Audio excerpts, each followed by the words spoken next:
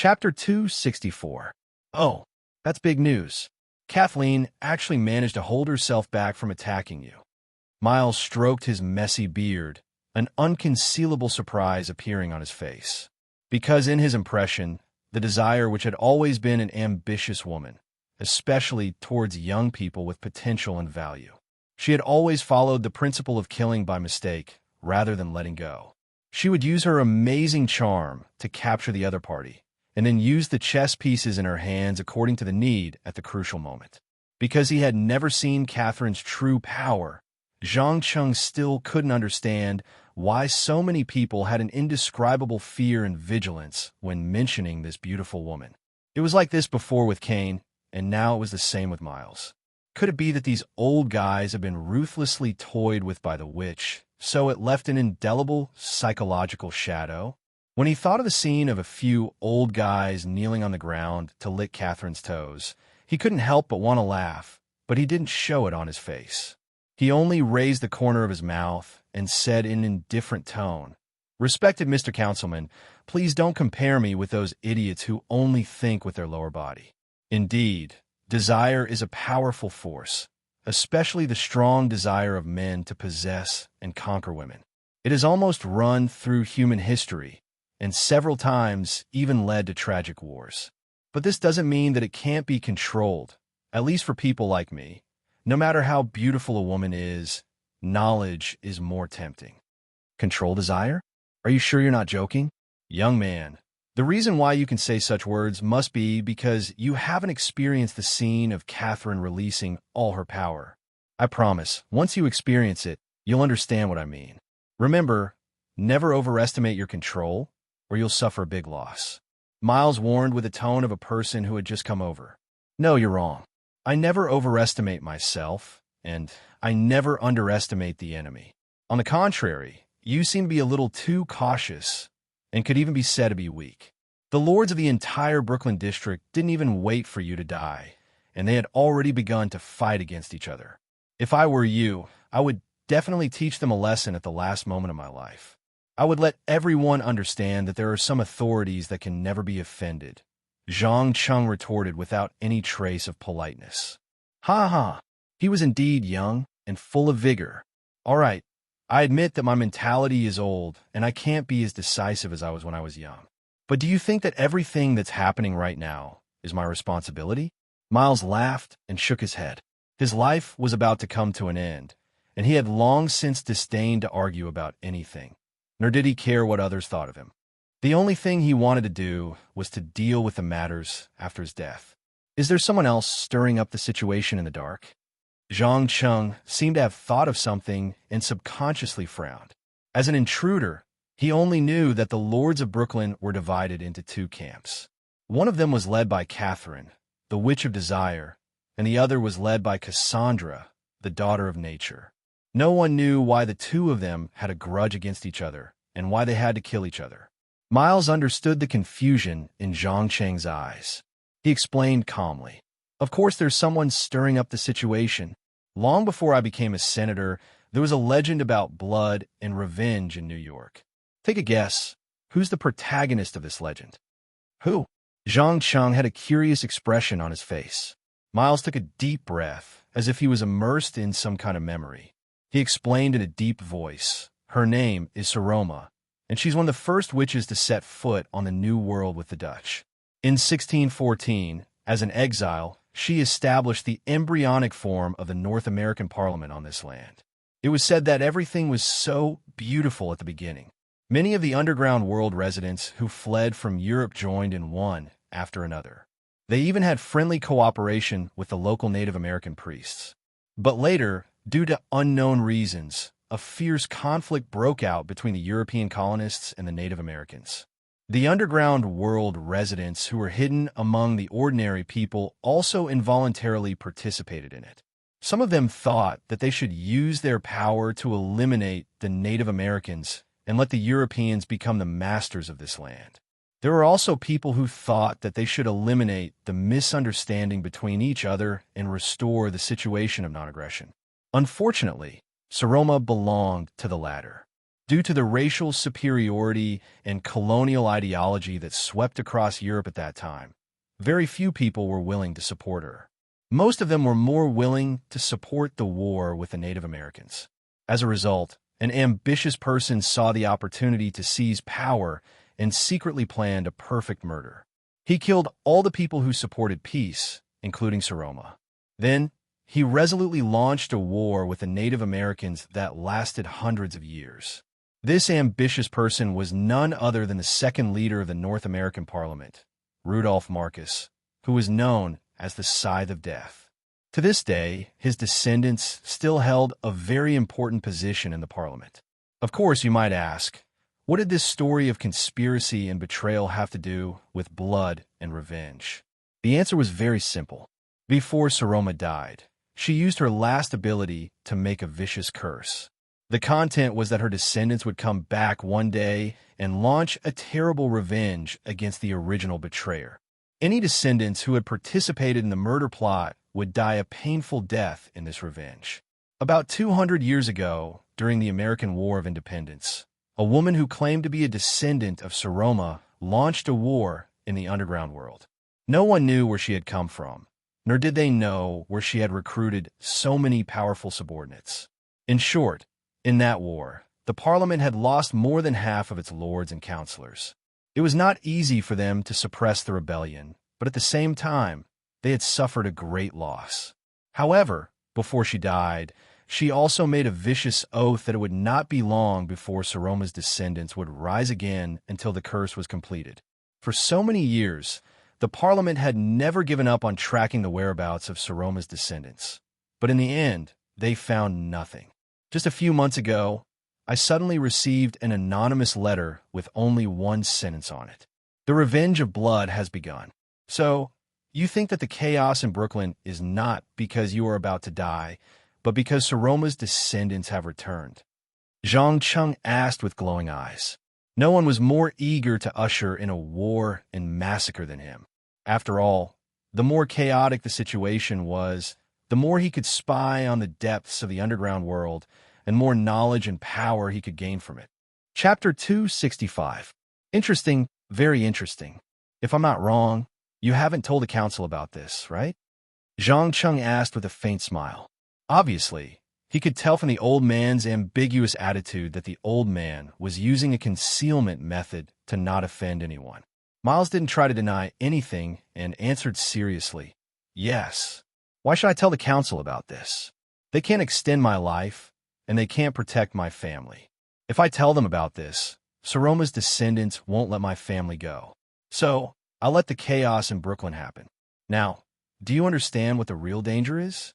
It's not the two women who are fighting on the surface, but the mastermind who's stirring up the situation in the dark." Zhang Cheng nodded in agreement. "That's right.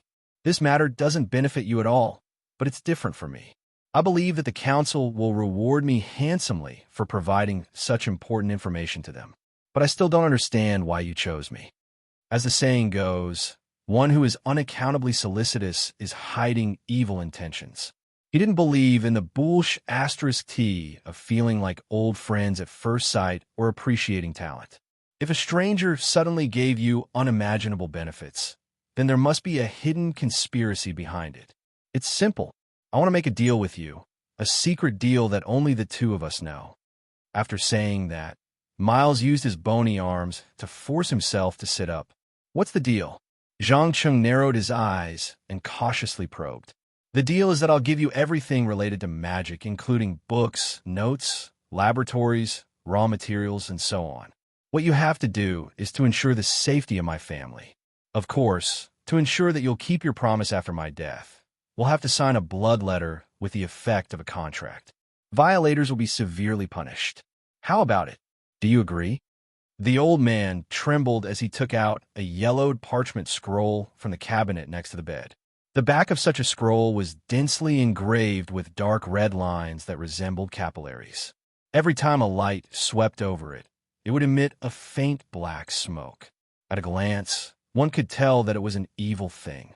Although Zhang Cheng didn't know much about magic in this world, he could still smell the faint smell of sulfur. Without a doubt, this was a demon contract. Both parties needed to inject a part of their souls into the contract, and then the powerful demon lord who created the contract would supervise it. The violator would automatically become the demon lord's hunting target. Unless one of the parties who signed the contract was stronger than the demon lord, sooner or later, their physical strength and energy would be exhausted in the endless pursuit. Their souls would be captured and brought back to hell to be tortured for almost eternity until they completely collapsed. No one was willing to bear such a price. Sensing the terrifying aura emanating from the scroll, Zhang Cheng suddenly laughed. As he laughed, he rejected, "I'm sorry, Mr. Councilman. I'm afraid I'll have to disappoint you. Once I signed, I'll have to be with your family. Once I sign, you." As soon as he finished speaking, Zhang Cheng turned around to leave the intensive care unit. But before he opened the door, Miles suddenly shouted, "Wait! Tell me your conditions. To what extent can you do it?" "Me? I can only promise to do my best to ensure the safety of your family. If anyone dares to kill them, I'll avenge them. An eye for an eye, a tooth for a tooth. No matter how many of your family members are killed by the enemy, I'll kill 10 times the number of people they care about as revenge. It doesn't matter if these people are innocent, old people, women, or children. How about it? Are you satisfied with these conditions?" Zhang Cheng stopped and turned back with a cold and ruthless smile.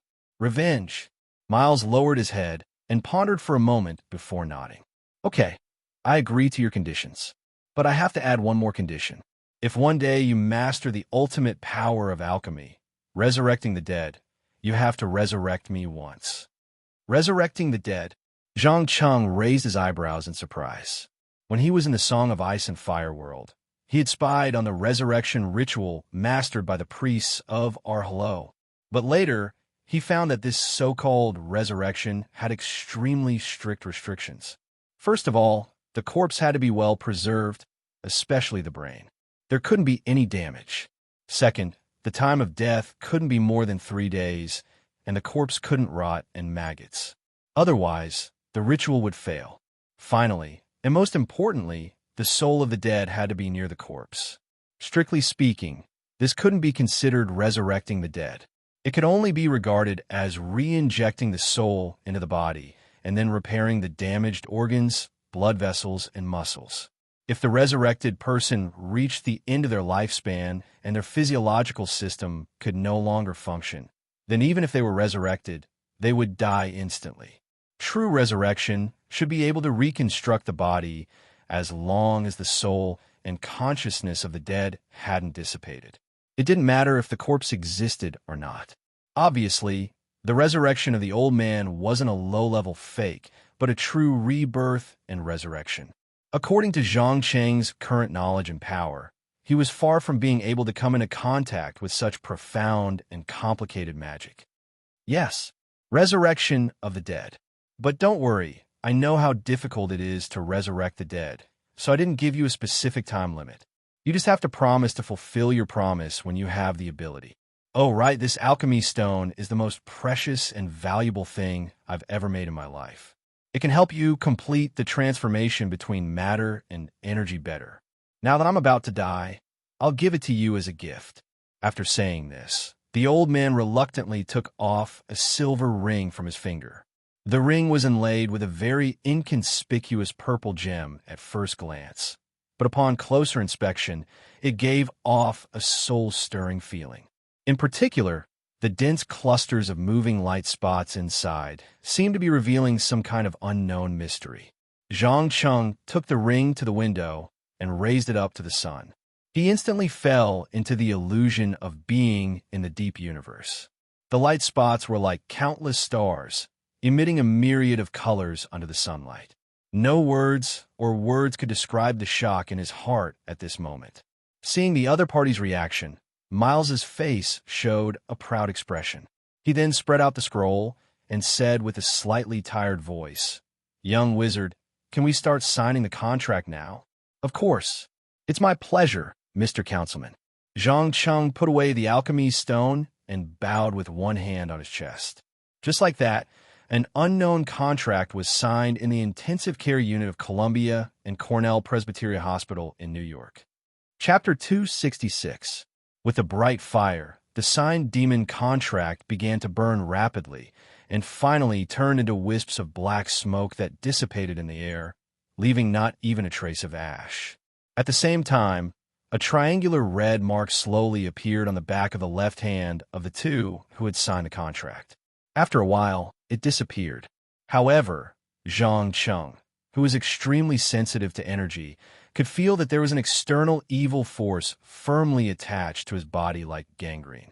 Although it did not pose much of a threat, the owner of the force could track its location through this trace of energy. There was no doubt that if he violated the promise, the demon lord who created this contract would personally take action to ensure that the violator would be punished accordingly. According to the agreement signed by Hell, Heaven, and the Council, no party could interfere. The Council even had to take the initiative to issue a temporary permit to the demon lord until it completed its duties. It could be said that the demon contract, Heaven's redemption, and the Council's pardon were the embodiment of the three ultimate forces that were almost impossible to violate in this world. Feeling the power of the demon lord flowing in his dying body, Miles was obviously relieved. He lay back on the soft hospital bed and said breathlessly, "Now we are allies. If you have any questions, please ask. Death doesn't have much time left for me. I only have one question. From your point of view, who is the most suspicious among the many lords in Brooklyn? Catherine, the Witch of Desire?" Zhang Cheng asked curiously while stroking his chin. In fact, as a complete outsider, he did not care about the upcoming chaos and war at all, let alone who would lead the powerful North American Council. He just wanted to get enough benefits from it, just like what he did in the Song of Ice and Fire. But this time, he was not in a relatively strong position, so he had to be extra careful to ensure that he would stand on the side of the winner in the end. "Sorry, I really don't know who is the most suspicious, but it can't be Catherine. I know that the reason why she wants to get power is that her father was once the head of the European Council, in charge of daily affairs in the New World. But later, with the establishment of the North American Council and the war with the Indians, her father was gradually pushed out of the power center and finally had to return to Austria to live in seclusion. Oh, I almost forgot.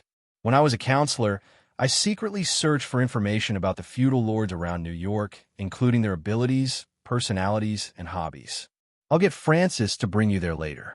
After saying that, Miles seemed to have used up all his strength. He lay on the bed and stared blankly at the ceiling, as if he wanted to quietly spend the last few hours of his life. Zhang Cheng did not intend to disturb him. He turned around and glanced at the statue placed in the middle of the plants. He quickly pushed open the door and walked out. As soon as he stepped into the corridor, Francis, who had been waiting at the door, approached him and asked in a low voice, "How is it, Mr. Zhang? Have you reached an agreement with the senator?" "Yes, we signed a contract. He agreed to give me everything related to magic after his death. In addition, he also asked you to take me to get a piece of information, a very secret and important piece of information. I believe you should know about it, right?" Zhang Cheng hinted meaningfully. "Of course. Please follow me." Francis' expression changed slightly. He glanced at the lawyer, standing next to him vigilantly, and quickly followed him to the parking lot. "Wait for me at the villa." Zhang Cheng ordered the Pullman and disappeared at the end of the corridor. The two of them, one in front and one behind, got into an old car and sped along the main road. After about half an hour, they stopped in front of an old 3-story brick house on Manhattan Island. Without saying a word, Francis took a key covered with green rust from his bosom and thrust it into the dirty lock of the door. With a click, the lock was opened. He bowed and gestured for Lucien to enter. Then he led the way and said, "Sir, this is the place where Mr. Counselor stores his valuables and conduct his alchemy experiments. It will be your property from now on. I'll go through the relevant legal procedures later. All you need to do is to sign the document." "Oh, a villa like this must be worth a lot, right?" Zhang Cheng looked at the large amount of antique furniture, art, and paintings around the living room and asked with a faint smile. "No, sir. Compared to the things stored in this villa, the value of the villa itself is insignificant. Look at this Madonna. It is the work of the outstanding Renaissance painter Raphael Sancy. Its value is worth 5 times that of this villa. And this candlestick It was used by the French Sun King, Louis XIV. And these antique furniture, dining plates, tea sets, all of them have a history of hundreds of years. Some can even be traced back to the dark Middle Ages thousands of years ago.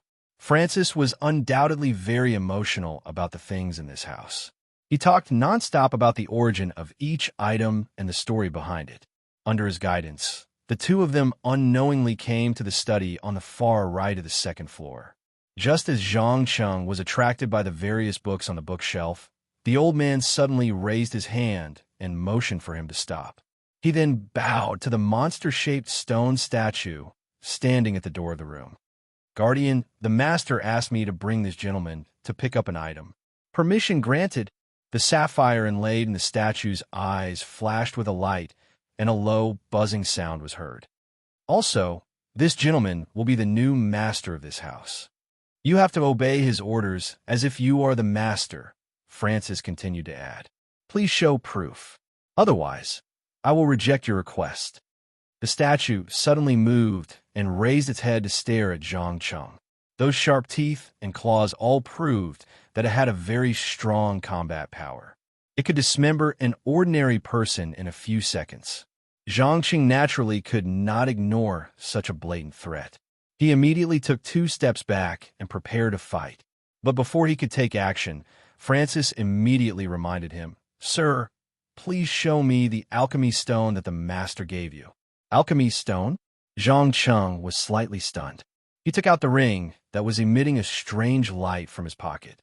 In an instant, the originally hostile statue seemed to have met its natural enemy. It immediately curled into a ball and did not dare to move. "Please remember, all the alchemy items in this house can be controlled by the alchemy stone. Once the alchemy stone is lost, they will see you as an enemy and intruder. So please take care of them carefully. Here, this is the information you want. Now, let me send you home." Chapter 267. Catherine Agnes, age 270 years old, gender female, ability, mind control, desire control, life absorption Cassandra, age 53 years old, gender female, ability to manipulate animals and plants, close combat expert, herbology master, belonging to the Celtic Druid sect, Bane, age 35 years old, gender male, ability soul possession, curse, totem, Morat, age 140 years old, gender male, ability super strength, speed, and regenerative ability. Leopard man exiled by African voodoo. Looking at the familiar and unfamiliar names in the notes, Zhang Cheng felt that he had finally begun to unveil the veil of this mysterious world, especially those species and sects that should only exist in myths and legends. They were now fully displayed before his eyes. Each sect had its own history, knowledge system, and inheritance, like a huge treasure waiting for him to seize and study. Just as he was reading the information collected by Miles with relish, the car that was moving at a constant speed suddenly stopped. Francis, who was in charge of driving, opened the door and said in a slightly apologetic tone, "I'm sorry, sir. Although I didn't want to interrupt you, you're already home. And I have to go back to help my master deal with the inheritance distribution and the funeral. Time is a little tight. Please forgive me." "It's okay. Go do your thing, I understand." Zhang Cheng nodded very reasonably and stood up from the back seat. "Thank you very much." Francis bowed meticulously before returning to the driver's seat and starting the car to go back the way they came. Watching the white-haired old man disappear around the corner, Zhang Cheng could not help but smile and sigh. "I finally understand why all the nouveau riche are eager to hire a real noble butler. Loyalty, dutifulness, impeccable etiquette. It's definitely a supreme pleasure to have such a person to help take care of the daily trifles." But sighing was one thing. He also knew that he would never be able to get Francis' loyalty, even after Councilman Miles died. Closing the thick notes in his hand, he walked slowly across the lawn with the afterglow of the setting sun and walked toward the entrance of the living room. But before he could take a few steps, the Pullman suddenly rushed out of the garage and shouted impatiently, "Sir, not good. Tracy is missing, and I found this in her room."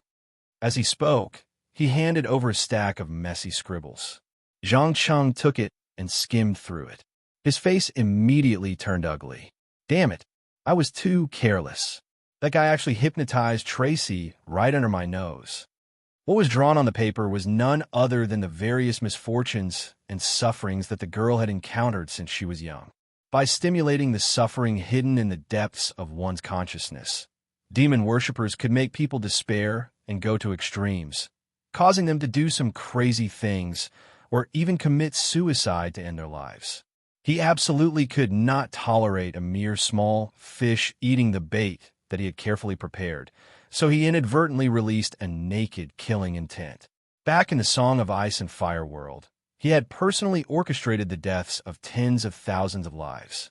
His malice was like the northern wind in the dead of winter, instantly causing the surrounding temperature to drop to freezing point.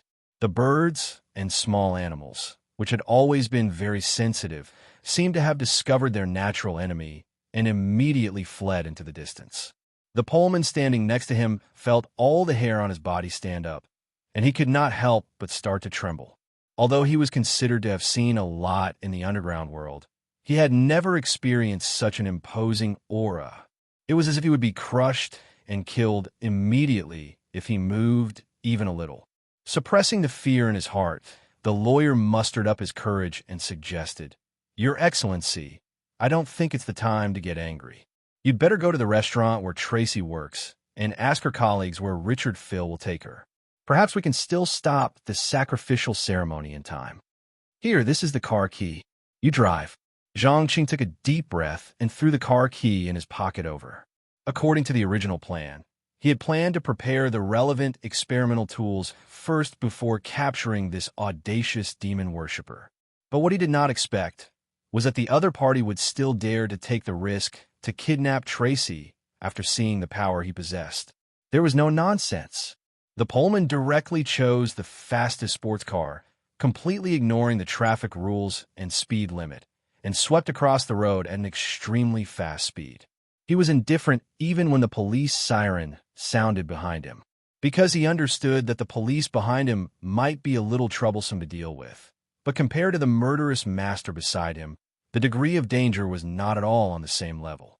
At the same time, in a warehouse at the New York harbor far away, Richard Phil was sitting on a chair, tasting red wine while admiring Tracy's empty eyes. After a while, he stretched out his hand and gently stroked the girl's cheek, sighing softly, "What a beautiful and pure soul. No wonder the powerful demon covets you. Dear, today you will become a sacrifice, offering your life and even your soul for my strength and immortality."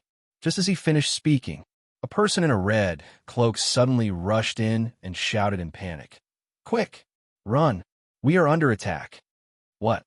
What's going on? Who dares to attack us?" Richard suddenly stood up from the chair. It's a woman. An extremely beautiful woman. Yak only kissed her." The whole person turned into a dry corpse. The intruder replied incoherently.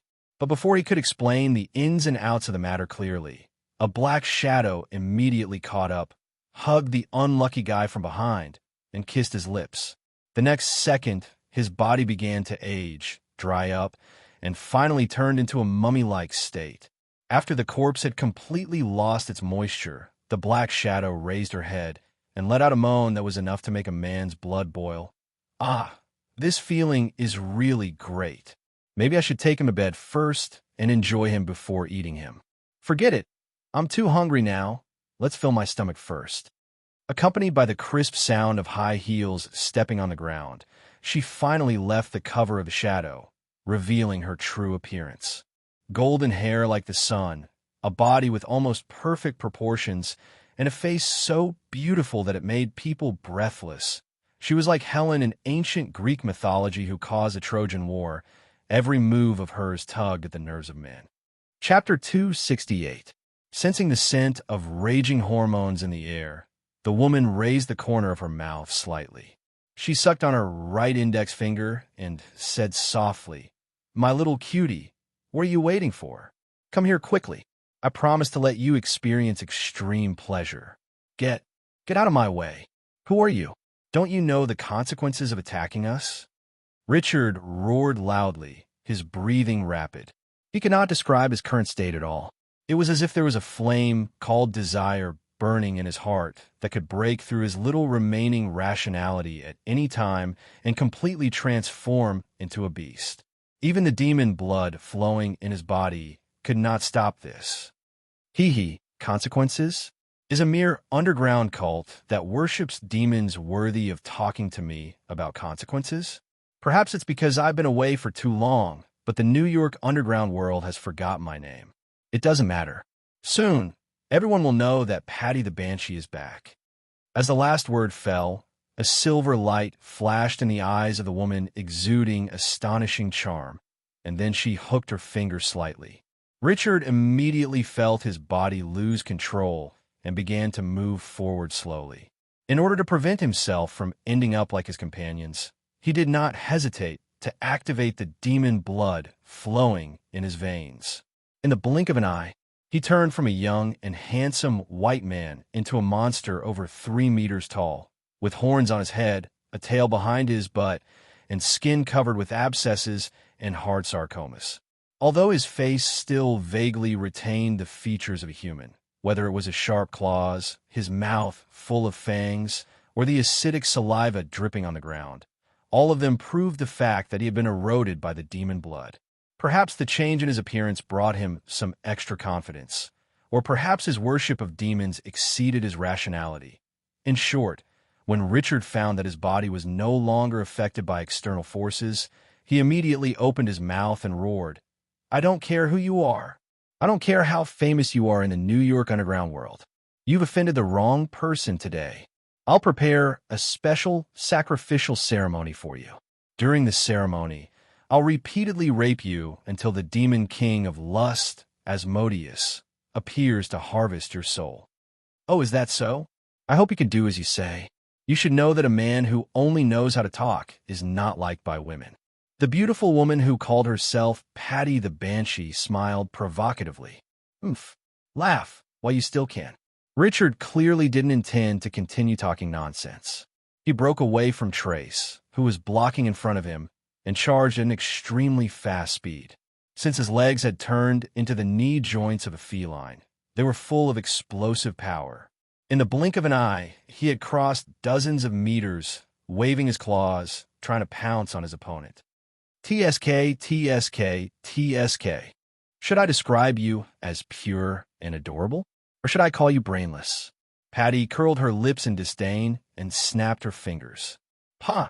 When the crisp sound reverberated in the air, Richard suddenly felt as if something unknown had been peeled off. Then he lost all of his strength and fell to the ground with a thud.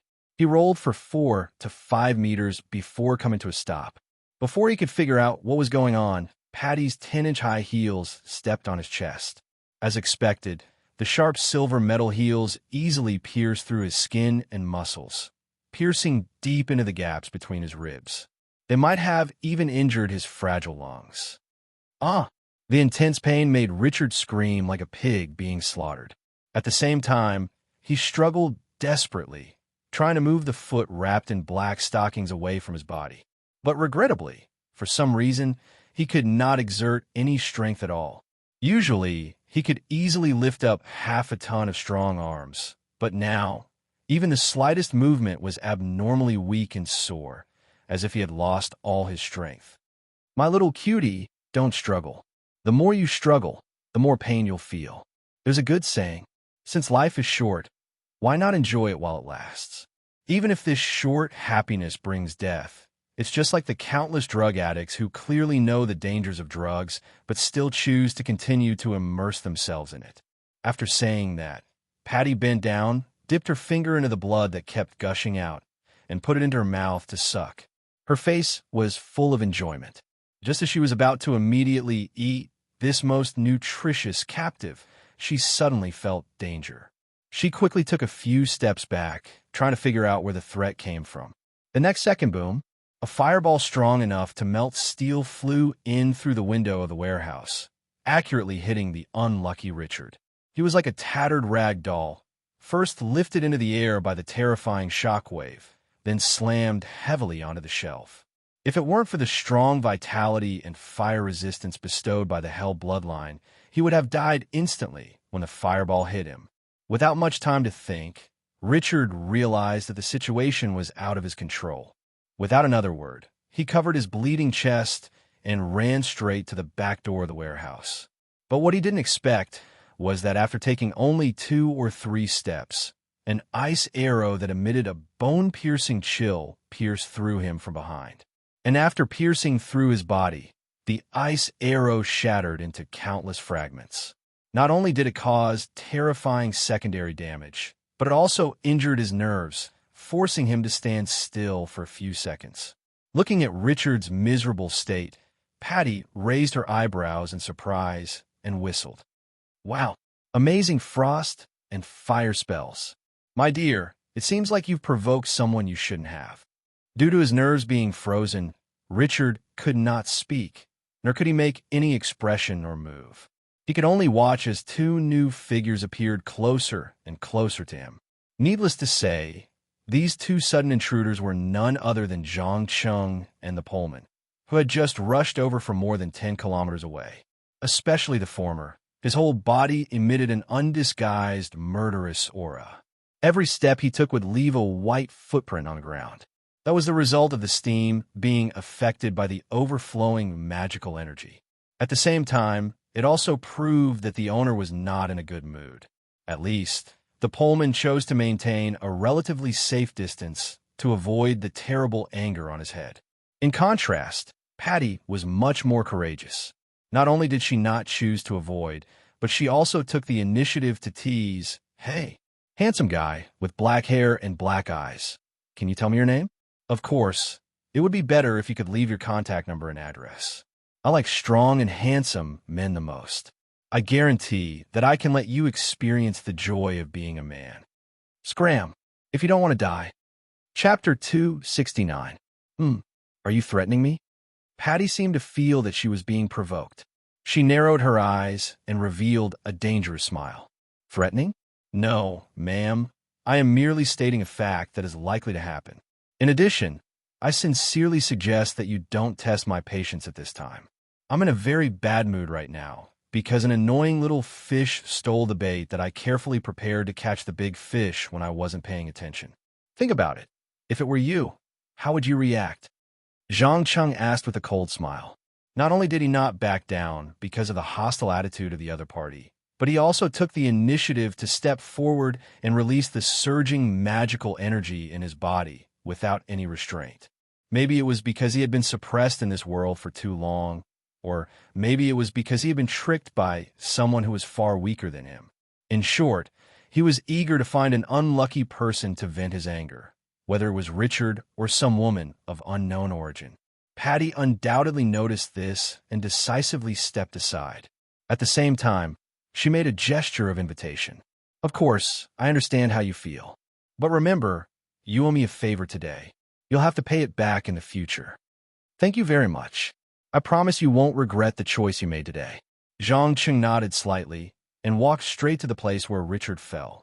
Realizing that the end was near, the latter opened his mouth and spat out a cloud of orange mist with a strong sulfuric smell. The steel shelf that came into contact with the mist instantly started to rust and rot, and finally turned into a pile of brown metal rust. But unfortunately, this strange mist did not hurt Zhang Cheng at all. To be more precise, before it could even get close, it was blocked by the surrounding ice barrier by 2 to 3 meters away. No matter how hard it tried, it could not take another step forward. Without saying a word, he raised his hand and continuously released the power of frost, freezing Richard's hands and feet into ice. Then, he used a fireball to smash the frozen parts into smithereens. In just a few minutes, this unlucky fellow was only left with his head and torso. Moreover, due to the bone-piercing frost that froze his wounds, not a single drop of blood flowed out. He also did not feel any pain. He only felt a chill rising from the bottom of his heart. He had no idea what the other party would do to him. Kill, cruel abuse, and torture. As the saying went, the unknown was often the most terrifying thing. It could cause people to have endless associations, especially when they imagine the worst. What? Are you afraid now? Don't worry, I won't kill you. Instead, I'll bring you back to dissect you slowly and conduct a series of interesting experiments. At that time, you'll be divided into pieces and soaked in embalming liquid to continue living until one day I'm tired of it. Then I will grant you death and peace. Before that, you will taste pain and despair that is 100 times worse than hell. Zhang Cheng said in an extremely calm tone as he sealed Richard, who had lost all of his limbs, in ice. When he was done, he turned to the Pullman and ordered, "Go. Get me a corpse truck immediately." Understood. The lawyer was obviously frightened by the words just now. He could not help but shiver, and in the blink of an eye, he disappeared outside the warehouse. Patty stared at the unlucky fellow who was sealed in ice with great interest. After a full 2 to 3 minutes, she asked curiously, "Are you really going to dissect this guy?" "Of course. Is there a problem?" Zhang Qing asked without turning his head. No problem. I'm just a little curious. What's there to study about a mere devil worshipper?" Patty pretended to be indifferent and spread out her hands. In fact, she was extremely curious. She was eager to find out who the young man standing in front of her was and what important things had happened in New York's underground world during her exile. Value? Are you sure you understand the meaning of value? The so-called value is actually a reflection of the public's values.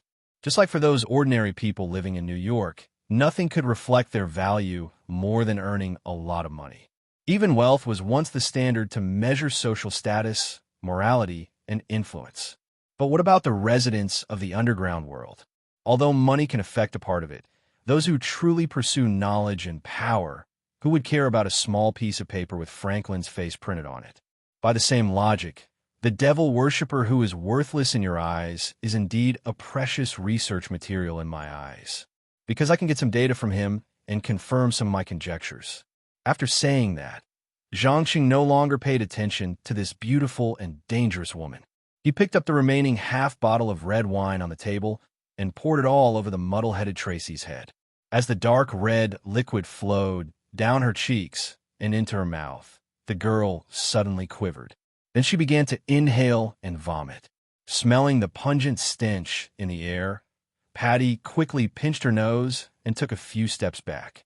She complained in a low voice, "Damn it, the way you wake the girl up is really rude. It's not gentlemanly at all." Zhang Cheng shrugged indifferently and replied, "Gentlemanly? It doesn't matter if I'm gentlemanly or not. I'm giving her a memorable lesson to let her understand how dangerous her situation is so that she won't be fooled by flowery words again. What's going on? Why? Why am I here? Ugh." Tracy, who had regained consciousness, vomited as she tried to figure out what had happened. But soon, she saw Richard, who was frozen into a lump of ice not far from her. Although this unlucky fellow was in a half-demon state, she could still recognize him from his facial features. Oh my God, oh my God, who is he? Richard?" The girl did not even have time to wipe the dirt off the corner of her mouth. She jumped up and let out an ear-piercing scream. "That's right. He's the Richard you fell in love with at first sight. He's also a devil worshipper. Just a few minutes ago, he was planning to sacrifice you to the devil in exchange for the knowledge and power he bestowed upon you. So, do you understand what I meant last night now?" Zhang Cheng explained expressionlessly. Compared to his vile attitude, Patty's performance was undoubtedly much better. Chapter 270. You're so beautiful. Tracy subconsciously raised her head and stared with wide eyes at the other party's almost perfect face. As a normal person, she was completely unable to resist the temptation of this magical power, and even inadvertently leaned forward a few steps. "Hee, you two delicious little snack." Patty pursed her lips and lowered her head to lightly lick the girl's earlobe. Instantly, a milky white, translucent air mass that was hard to detect left Tracy's body and was sucked in her mouth. At the same time, Tracy's entire body seemed to have received some kind of intense stimulation.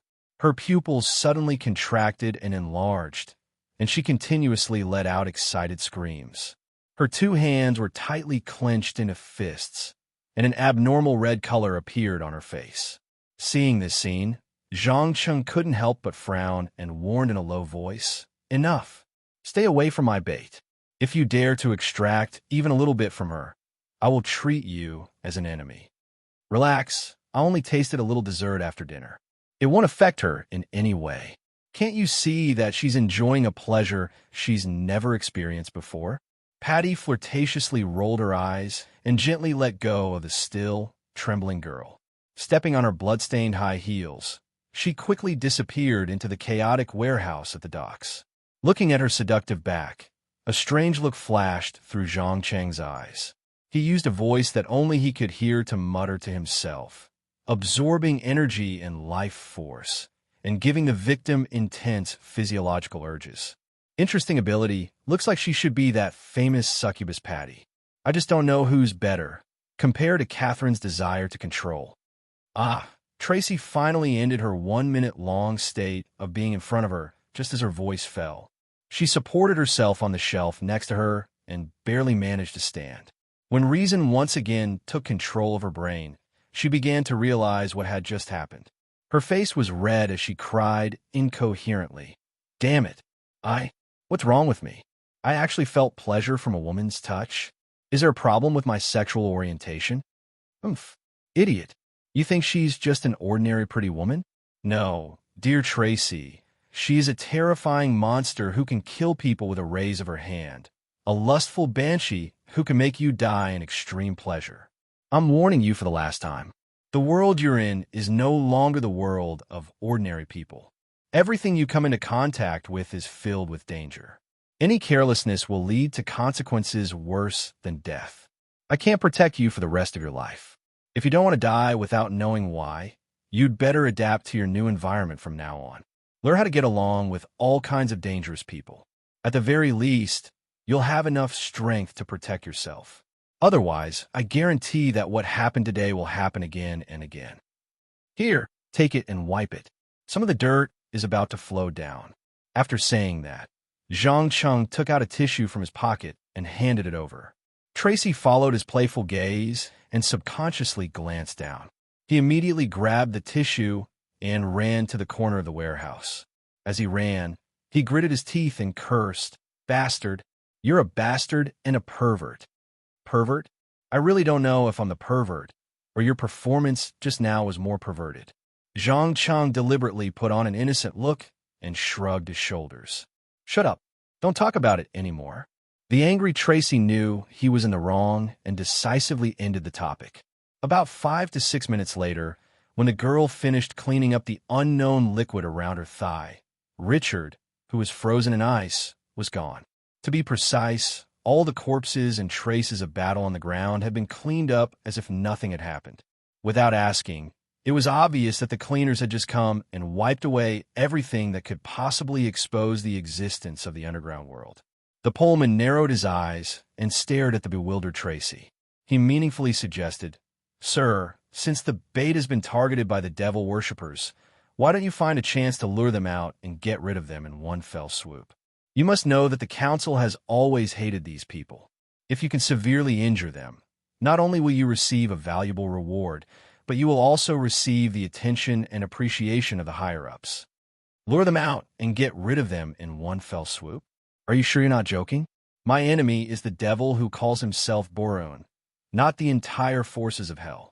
Zhang Cheng rejected this tempting suggestion without hesitation.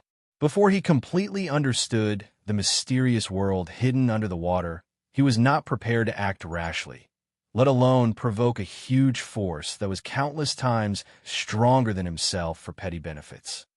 "Sorry, it was my oversight." The Pullman hurriedly lowered his head and admitted his mistake. Zhang Cheng waved his hand dismissively. "No need to apologize. You're just an advisor. You can give me any suggestion that you think is profitable. I'm the one who makes the final decision. All right, let's not talk about this for now. Tell me, what should we do next?" Of course, we're going to meet the Witch of Prophecy, Anthea. She has a huge network and connections in New York's underground world that no one else can reach. If you can gain her favor and recognition, then it won't take long for you to obtain a territory and become a lord. In addition, we have to go to the restaurant to meet with the Witch of Desire, Catherine. According to the current situation, she is most likely to be the winner of the war game. Maintaining a friendly relationship is the most beneficial for you. The Pullman quickly reported today's schedule. Then what are we waiting for? Let's go quickly. I still want to go home before midnight. Oh, right, bring Tracy along. I plan to do a little experiment on her. After saying this, Zhang Cheng got into the beautiful sports car outside the warehouse without looking back.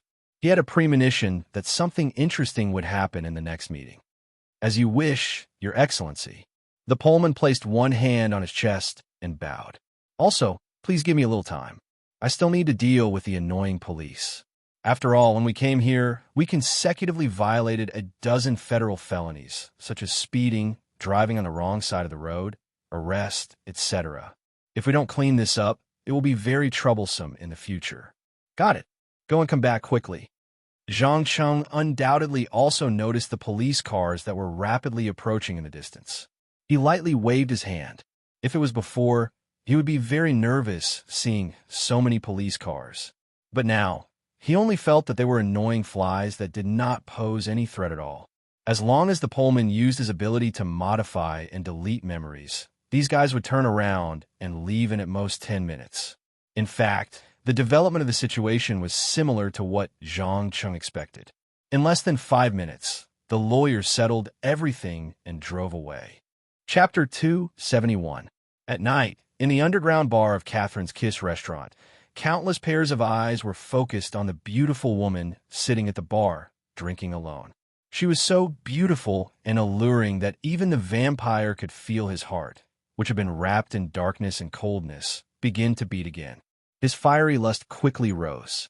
However, up until now, no one had dared to strike up a conversation with him or do anything rude, because in the underground world, any unusual attraction meant some powerful ability. Those who couldn't control their subconscious urges usually didn't live long. Of course, there were exceptions to everything. For example, Frank, who liked to bully and blackmail newcomers, was an idiot who didn't think before doing things. Even though he was taught a lesson by Zhang Cheng not long ago and almost lost his life, he didn't learn his lesson. While showing off his C-cup pecs, he casually sat at the side and teased, "Hey, babe, you're really beautiful. If you don't mind, can you tell me your name?" "Oh, you want to know my name?" The beautiful woman turned her head, the corner of her mouth forming a beautiful arc yes. "Anyway, instead of sitting here drinking alone, why don't you talk to me? Maybe we can find something to talk about?" As he said that, Frank put his left hand on the woman's thigh, which was wrapped in black stockings, and rubbed it lightly, a lewd smile on his face. "Ha ha ha, interesting guy. You know, about 25 years ago, as long as I reported my name in New York, all the men within a kilometer would run away. Are you sure you're not one of them?" The woman stretched out her finger and scratched the man's chin, as if she didn't mind someone taking advantage of her. Under this suggestive action, Frank only felt his heart beat faster, and all the blood rushed to the two most important parts of his body. One was the brain, and the other was the lower half of his body that was about to explode. He didn't realize the danger that was about to come, and replied impatiently, "No, my dear baby, I won't run away even if you beat me to death. Why don't we find a place where there's no one and get to know each other better?" Seeing the man's impatient reaction, the woman's smile became wider, and she nodded without hesitation. "No problem, but there's no need to go through so much trouble. Let's do it here." This, Boral subconsciously turned around and glanced at the crowded bar. He muttered to himself, "My God, in front of so many people? Isn't this a little too exciting? What, are you scared? Don't worry, it won't last long. I guarantee that you'll be able to feel extreme happiness very soon." After saying that, the woman forcefully pushed the black man's strong chest and pressed him against the bar counter, pressing her entire body on top of him. Oh my God, I'm starting to feel extreme happiness now. Come on." Frank felt that he could not think at all. There was only one voice in his head, and that was to become the captive of the beautiful woman in front of him. "Then I'm coming, delicious little snack." A silver light flashed through the woman's eyes. In the next second, the pitiful Boral felt an indescribable suction force. The strength, stamina, and regenerative ability that he was so proud of were all sucked away by this terrifying power. All that was left was physiological happiness, as if it was an illusion produced by his nerves when he was on the verge of death. Just when he thought he was going to die, a stern voice suddenly echoed in the bar. "Patty, stop right now. I seem to have warned you before that you are not allowed to hunt in my territory. Also, when did you come back?" He saw Overlord Catherine, who rarely showed her face, slowly walking out from the back passage. Her eyes, which were constantly emitting purple light, proved that this witch was in a state of battle and could use her powerful telekinesis to crush her enemies at any time. However, Patty did not seem to be frightened. She licked her lips and jumped down from Boral's body, smiling as she replied, "I'm sorry, I met an interesting young magus when I came back today. The magic that he was emitting from his body made me excited. Furthermore, this fellow was the one who provoked me, so I couldn't hold back." "Young magus? You're not talking about Zhang, are you? I'm warning you, don't touch him. His potential and value are far beyond your imagination."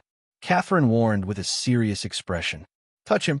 No, my dear sister. I think you've misunderstood something. He's already a sitar-level ability user, and he's also a magus with many tricks up his sleeves. How confident do you think I am in being able to deal with him?" Patty asked in a self-deprecating tone. "What? Are you sure he's sitar-level?" Catherine's expression changed slightly. She turned around and exchanged glances with her servant and assistant, Kars. The latter hesitated for a moment and then whispered in Zhang Heng's ear. Didn't Zhang Heng mention before that he was affected by a magic accident and couldn't cast spells for a long time? Maybe his strength didn't suddenly increase, but he just returned to his normal level. Catherine nodded thoughtfully, then turned around and asked, "What's your purpose in looking for me today? Revenge? Or to take back your territory and title?" "I want both. I won't forget how that bastard Miles treated me. He must pay the price for his actions, the price in blood. I heard that he's about to die. How about I give him a big surprise before he dies?" While saying these words, Patty's eyes revealed undisguised bloodlust and hatred. Other than blood and death, she couldn't think of anything else that could calm her restless heart. The latest news: Miles will leave this world in less than 8 hours. If you want revenge, you must act immediately. I won't help you in this matter. You can only rely on your own strength. Also, I want to remind you that Miles is a master alchemist. As long as he hasn't breathed his last, he still has the ability to fight back. All right, that's all I have to say. Please leave my territory immediately. No matter what, your appearance in New York is a violation of the Council's laws. I don't want to cause trouble for myself during this sensitive period." After providing the relevant information, Catherine immediately ordered her to leave. It could be seen that she was a little afraid of Patty's ability. She didn't want to get too close to her, but she also didn't want them to become enemies. "Hee, you're still as cautious as before. All right, I'll take my revenge on my own. As for that attractive young magus, don't think of taking him for yourself." After saying this, Patty gracefully left the underground bar and disappeared into the night. Chapter 272. Are you sure this is the residence of the Witch of Prophecy, Anthea? Zhang Cheng stood on the top floor of a skyscraper and looked at the crowded entrance. The corner of his mouth twitched uncontrollably. This place was completely different from a mysterious and quiet place he had imagined. Instead, it was a place where a swindler lived. Most of the people waiting outside were wealthy upper-class people. Some of them were looking for important lost items, while others were looking for the whereabouts of missing people. They were gathered in groups of 3 to 5 to discuss Anthea's incredible divination results. Obviously, this Witch of Prophecy not only did not keep a low profile like most of the residents of the underground world, but also started a profitable business with great fanfare. Through frequent contact with the upper-class government and business elites, her influence in ordinary society was probably far beyond anyone's imagination. That's right, Witch Anthea is not only the only prophet in the entire New York area, but she's also one of the points designated by the Council to connect to the world of ordinary people. You have to understand that the main reason we were able to ensure that our existence was not exposed for so many years was not because of the outstanding work of the cleaners, but because we weaved a huge invisible network in the world of ordinary people. Simply put, by providing certain special services to people with power and influence in exchange for their help at certain times. For example, spreading rumors in the media to cover up the truth, or using electronic surveillance networks and identity recognition systems to track them down. The Pullman smiled and nodded at the familiar faces as he explained patiently in a low voice. For an outsider like him, who wandered the border between the underground world and the world of ordinary people all year round, it was not too difficult to play two roles at the same time. In fact, in order to ensure that his accident would not implicate his family, he even hid it from his wife, who had lived with him for more than 20 years. As for whether his son and 2 daughters were qualified to know the truth, he had to continue observing them to see if they could awaken their talents in their lifetime and obtain power that ordinary people could not possess. In short, it was dangerous for an ordinary person to rashly enter the underground world, unless he or she was influential in the world of ordinary people and could provide corresponding services to the council. Trace's recent experience was a living example. Contact. Interesting. Let's go in. Don't tell me we have to make an appointment in advance. Zhang Cheng made a rare joke. Please follow me. The Pullman hurriedly took 2 steps forward and took out a card with a strange mirror printed on it. After the security guard at the door saw it, he immediately opened the door and made a gesture of invitation. The whole process did not cause any dissatisfaction from the long line of people outside the corridor, as if they had long been used to people cutting the line. Passing through a white corridor without any decorations, Zhang Cheng came to a room filled with thousands of mirrors of various sizes. Some of these mirrors were ancient bronze mirrors from East Asia, some were gold and silver mirrors used by the nobles of ancient Egypt, and some were smoking mirrors used by the Aztecs. Of course, most of them were glass mirrors. Among them, there were convex mirrors that were popular from the 13th to the 15th century, and flat mirrors that were produced after the 16th century. Each mirror seemed to have a considerable history. Sensing the faint magic energy emanating from the mirrors, he quickly realized that this room was actually a huge magic circle that had been set up. The mirrors were the basic units. But before he could figure out the purpose of these complicated arrangements, a hazy and mysterious voice suddenly came from behind. How is it? Are they beautiful? Out of a normal self-defense mechanism, Zhang Cheng immediately turned around. When he saw the appearance of a newcomer, his face was filled with unconcealable surprise. The owner of the voice was a middle-aged woman, about 40 years old. She had a typical Latina appearance with wheat-colored skin. She was not very beautiful, but she gave off a quiet, harmonious, and natural beauty.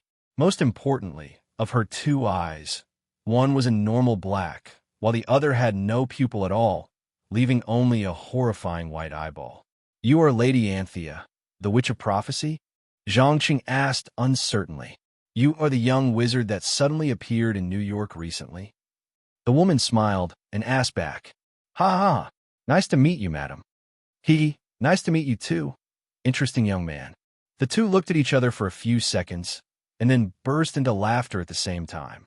After both of them were seated, Anthea pointed to the 2 steaming teapots on the table and asked, Black tea or coffee? Black tea, thank you. Zhang Cheng chose the tea without hesitation. Since he did not see any sugar cubes, he did not want to test if he could tolerate the bitter taste of the original coffee. He might vomit if he took a sip. Not a bad choice. Compared to the spicy coffee, I prefer tea. It can keep me calm. This is very important for divination. A prophet who cannot keep calm will not be able to see what will happen in the future.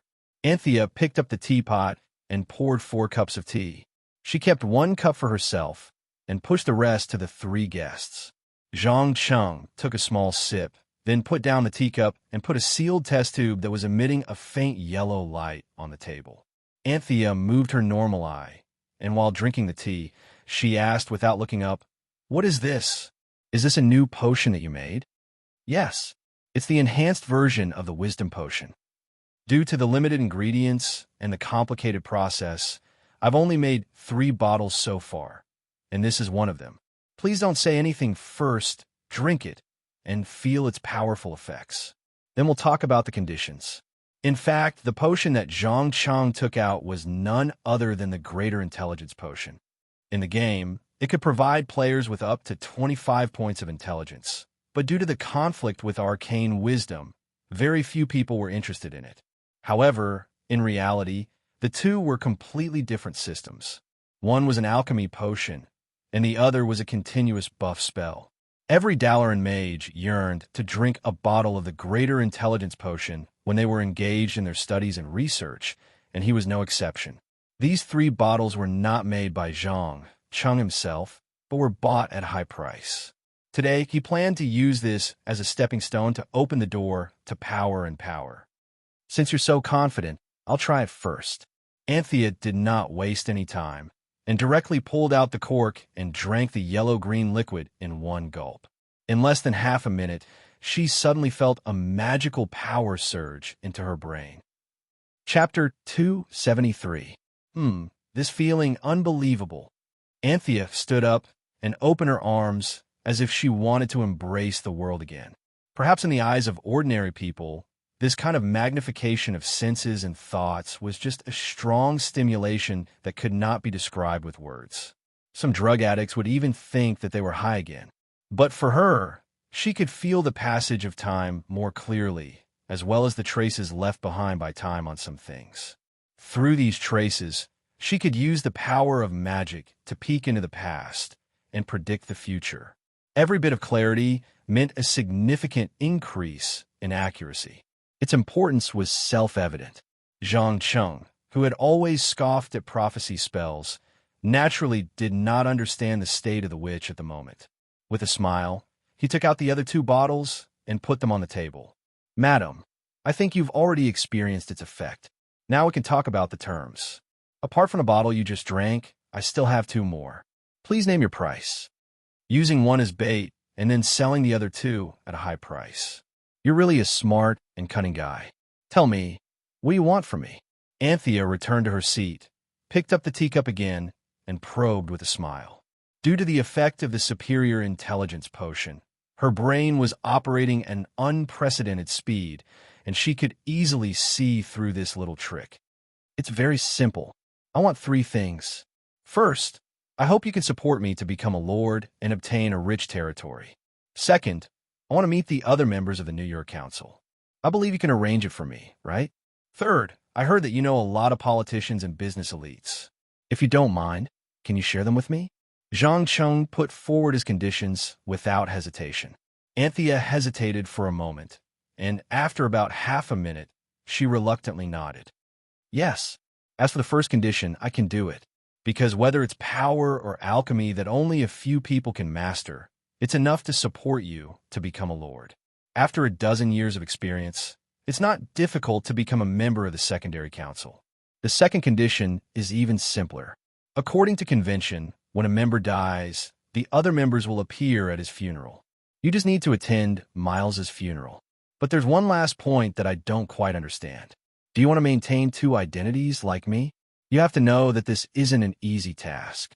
I've seen many ambitious fellows who wanted to make a name for themselves in the underground world, but were unwilling to give up their status in ordinary society.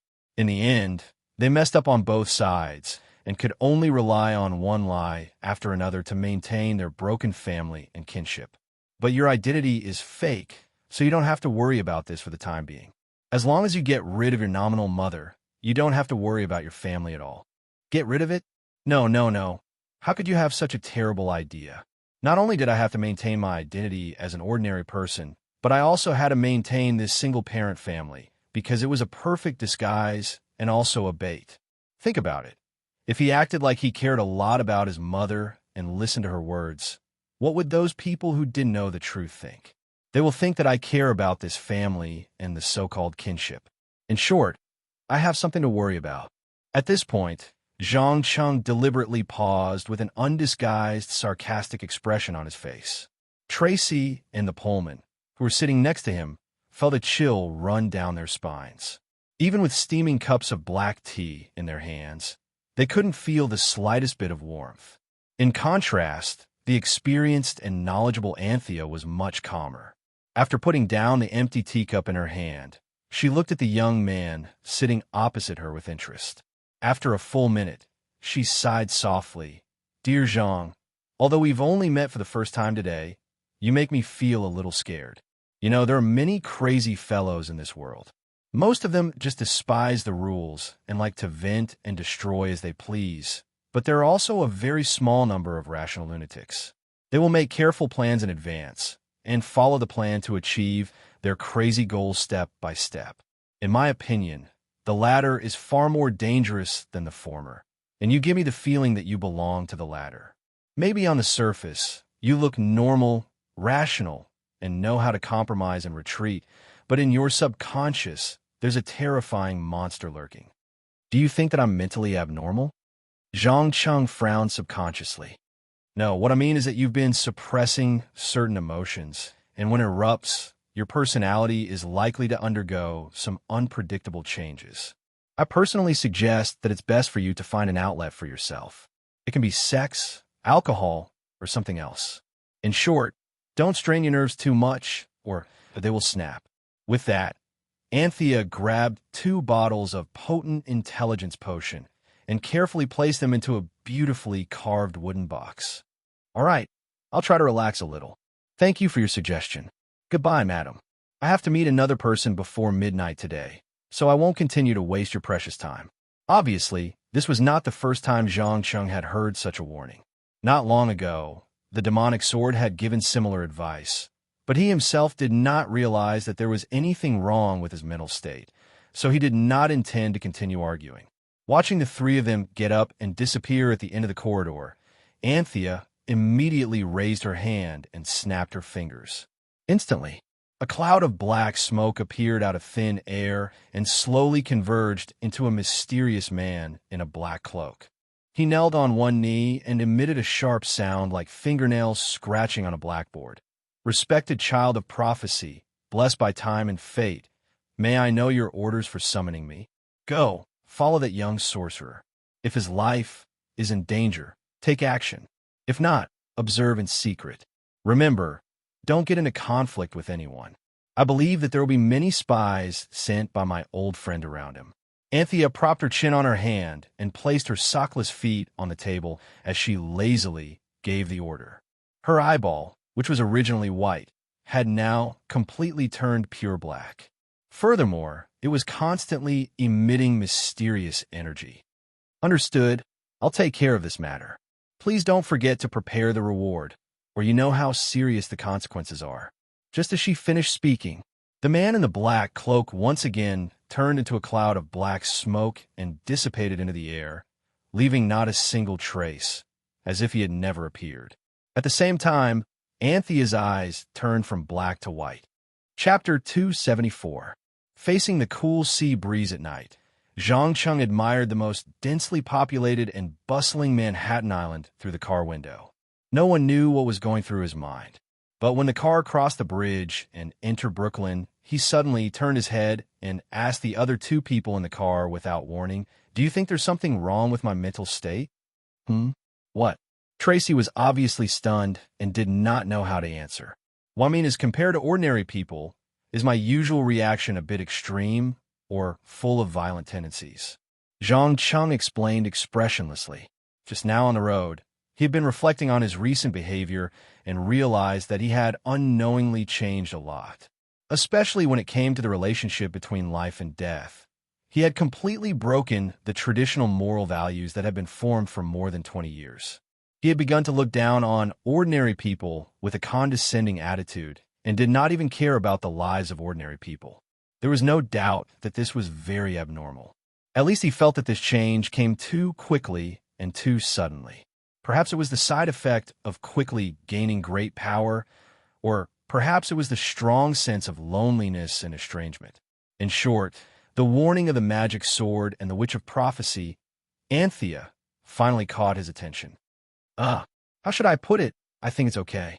Although you're a bit perverted, a bit sarcastic, a bit selfish, a bit antisocial, and a bit of a Frankenstein's way of thinking, overall, you're not too bad. Tracy commented coldly.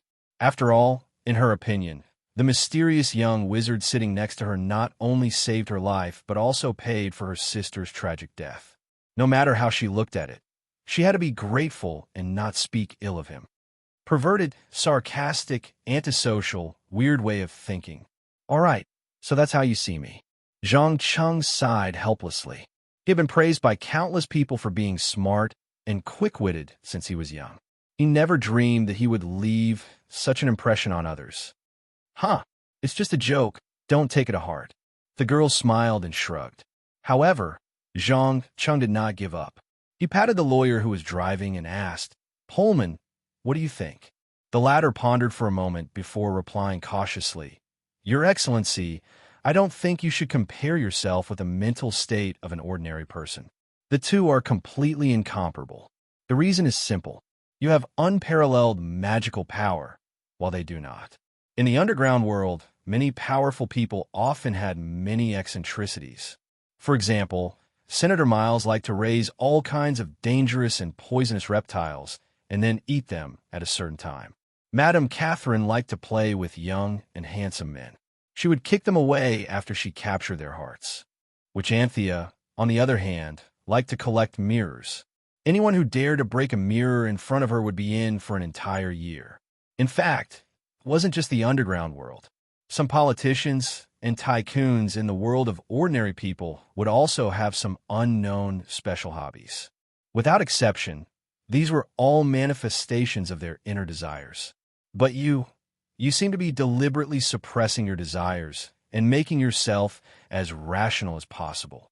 To be exact, you are overly rational. Rationality is somewhat unreasonable and frightening. The Pullman racked his brains and tried his best to avoid using words that were biased and sarcastic. He was afraid that he would accidentally anger the person he was loyal to. Overly rational? Zhang Cheng repeated this word in a low voice. Soon, a mysterious smile appeared on his face. He finally understood where his problem was. It was that the way he thought recently was too eager for quick success and instant benefits. He even treated feelings and desires as tools that could be used to gain benefits for himself. In the eyes of outsiders, this behavior was undoubtedly quite frightening. If a person could even abandon their own feelings and desires at any time, then what else could they not abandon? This was not only the weakness of human nature, but also the basis for the construction of relationships between people in the process of interacting with each other.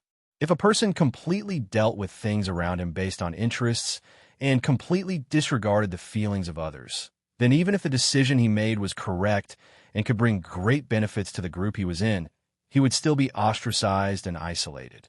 Unfortunately, Zhang Cheng had been doing things according to this set of behavioral standards in his pursuit of endless power and knowledge.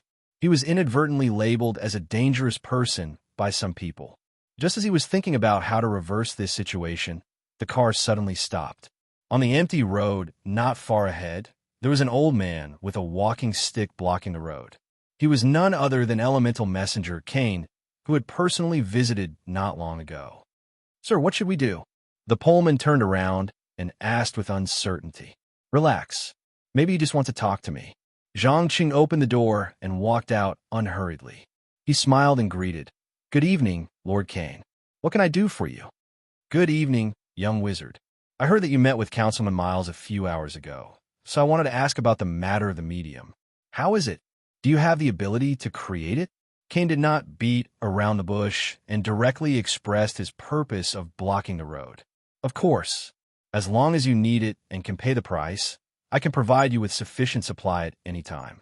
Zhang Cheng nodded without hesitation. Although he did not have the time to study what the colorful gravel was, he believed that as long as he had the formula, he could perfectly replicate it in a few days. Oh, it seems that you and Miles have made some kind of secret deal. If I'm not wrong, it must have something to do with his family, right? Cain probed with a faint smile. I think this should be between the two of us. It has nothing to do with you, right? Zhang Cheng raised his eyebrows and retorted without holding back. As a transmigrator who hid a lot of secrets, he instinctively rejected anyone who wanted to pry into his privacy. Cain shrugged nonchalantly and explained, Don't be nervous. I have no intention to pry into the details of your deal. I'm just reminding you out of kindness. If you need to protect his family, then you should immediately turn around and go to Miles' house. because half an hour ago, the Banshee Patty had just recruited a group of fugitives from the territories of many lords in Brooklyn. According to her vengeful personality, I'm afraid there aren't many left alive over there. What? Zhang Qing's expression changed drastically. Chapter 275. Close to midnight, the sky above New York was suddenly covered with dark clouds. In the blink of an eye, lightning flashed and thunder rumbled, followed by raindrops the size of soybeans pouring down. At this moment, in the mansion under Miles' name, a tragic massacre was taking place under the cover of the heavy rain. No mercy. No mercy. There was no so-called moral bottom line. There was only a painful death. Patty, who was wearing a black dress and a black wide-brimmed hat, was like the goddess of death from the underworld. She allowed the people she recruited to do whatever they wanted, whether it was looting wealth, sucking the blood of young girls, or digging out the bloody organs to eat. In short, these underground world residents who were filled with cruelty and tyranny had completely released their suppressed nature on a daily basis. Because they knew that with Miles's death, the order and rules he had established would all disappear. Before the outcome of the war game was decided, Brooklyn would be plunged into chaos and war. No one would care about the rules that they had to follow in the past. Moreover, Banshee Patty was originally a powerful lord.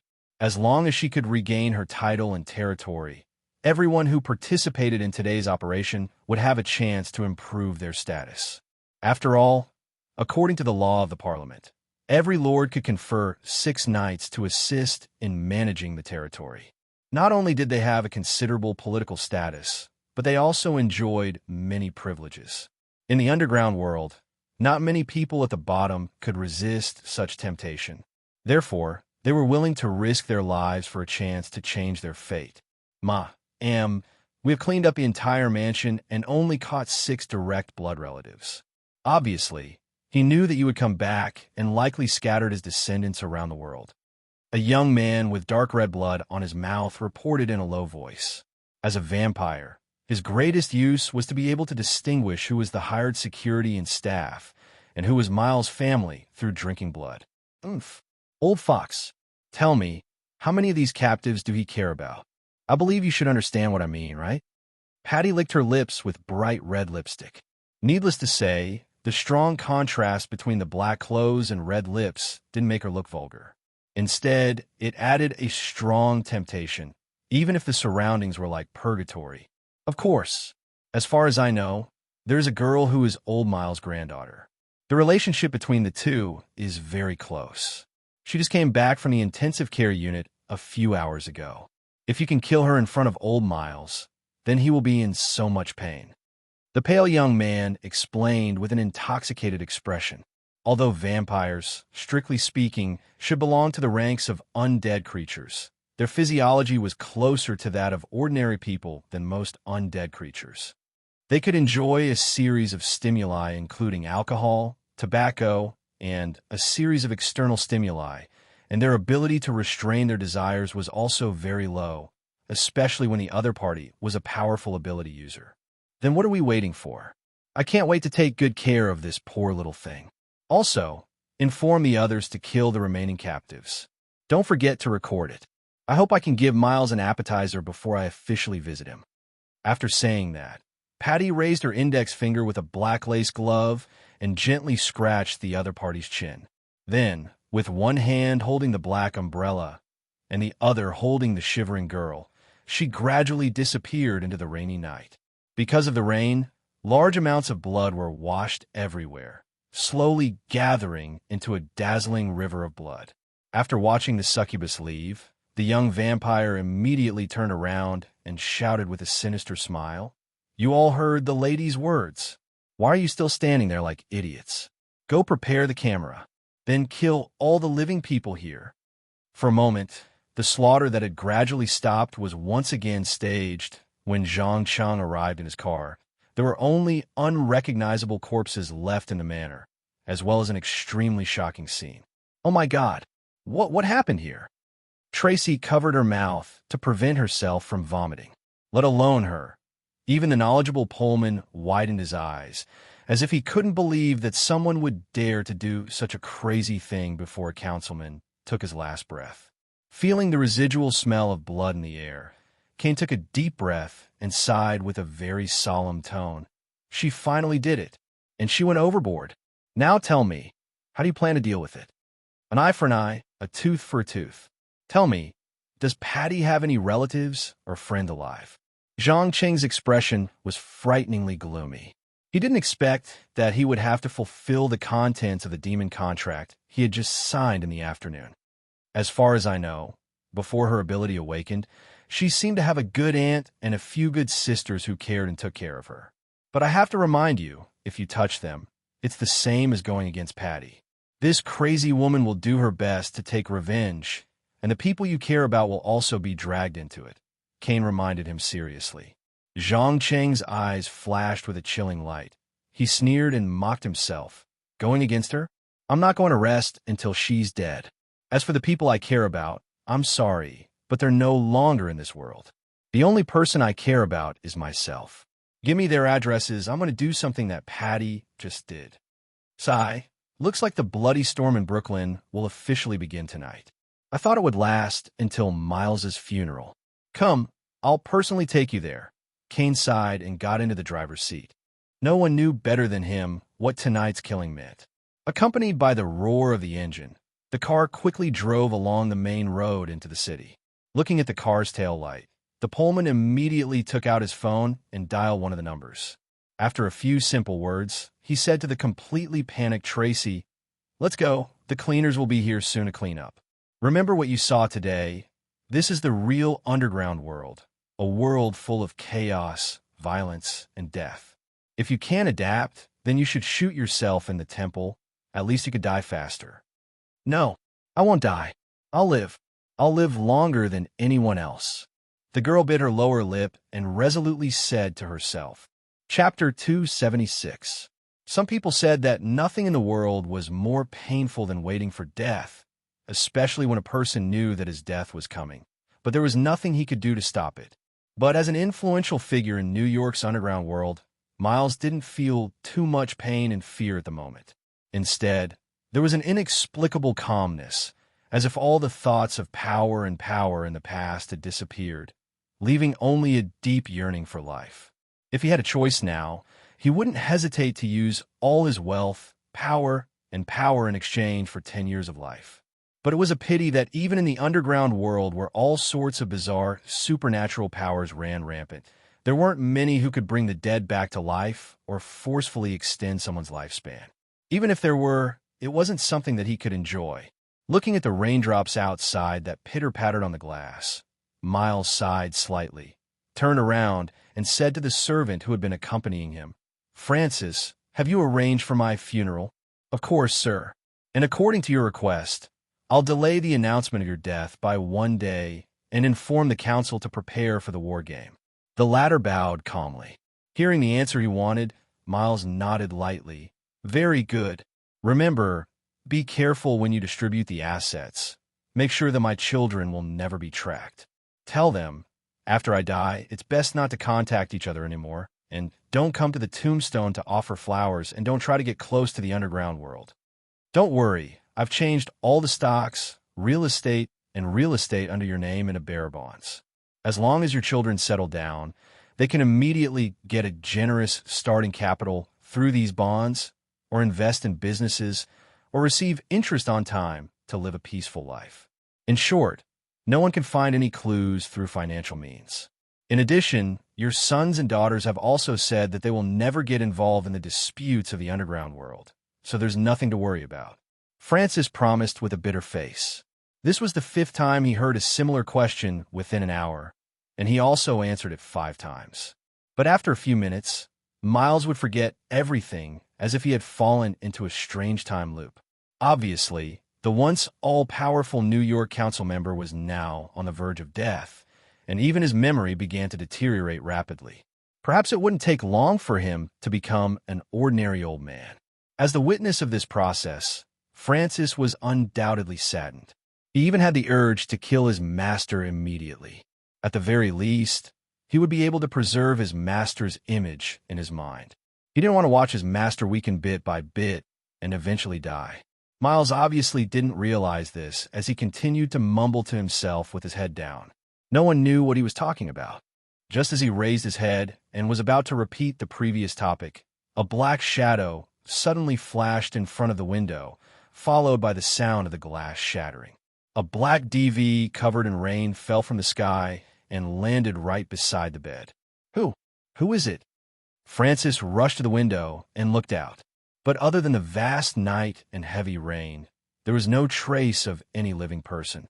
If it wasn't for the DV, he would have thought that he was hallucinating because he was too tired.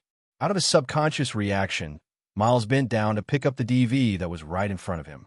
In less than 10 seconds, his originally calm eyes instantly turned into a burning rage.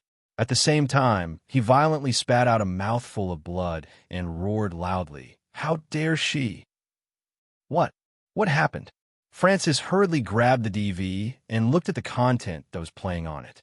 In less than a minute, he couldn't help but tremble. With a crack, he crushed the DV into pieces. He gritted his teeth and said, "Sir, I think it's time to activate the backup plan. Patty must die. She needs to pay the price for her arrogance and ignorance." "Oh, what's the price? Let's hear it." Along with the crisp sound of high heels stepping on the marble floor, a half-naked banshee in a black dress pushed the door open and walked into the intensive care unit.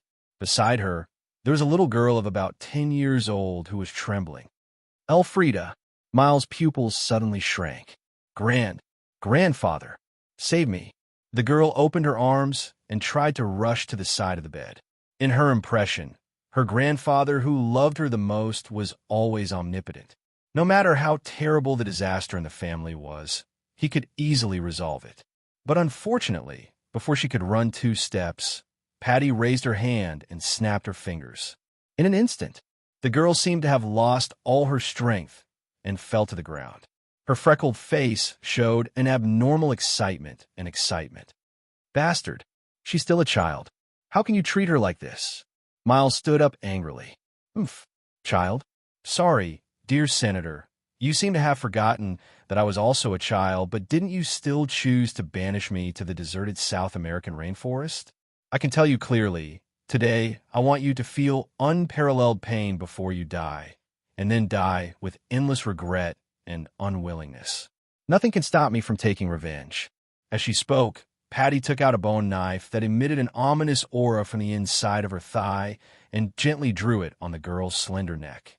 It's a sacrificial knife from the Inca's sacrificial ceremony.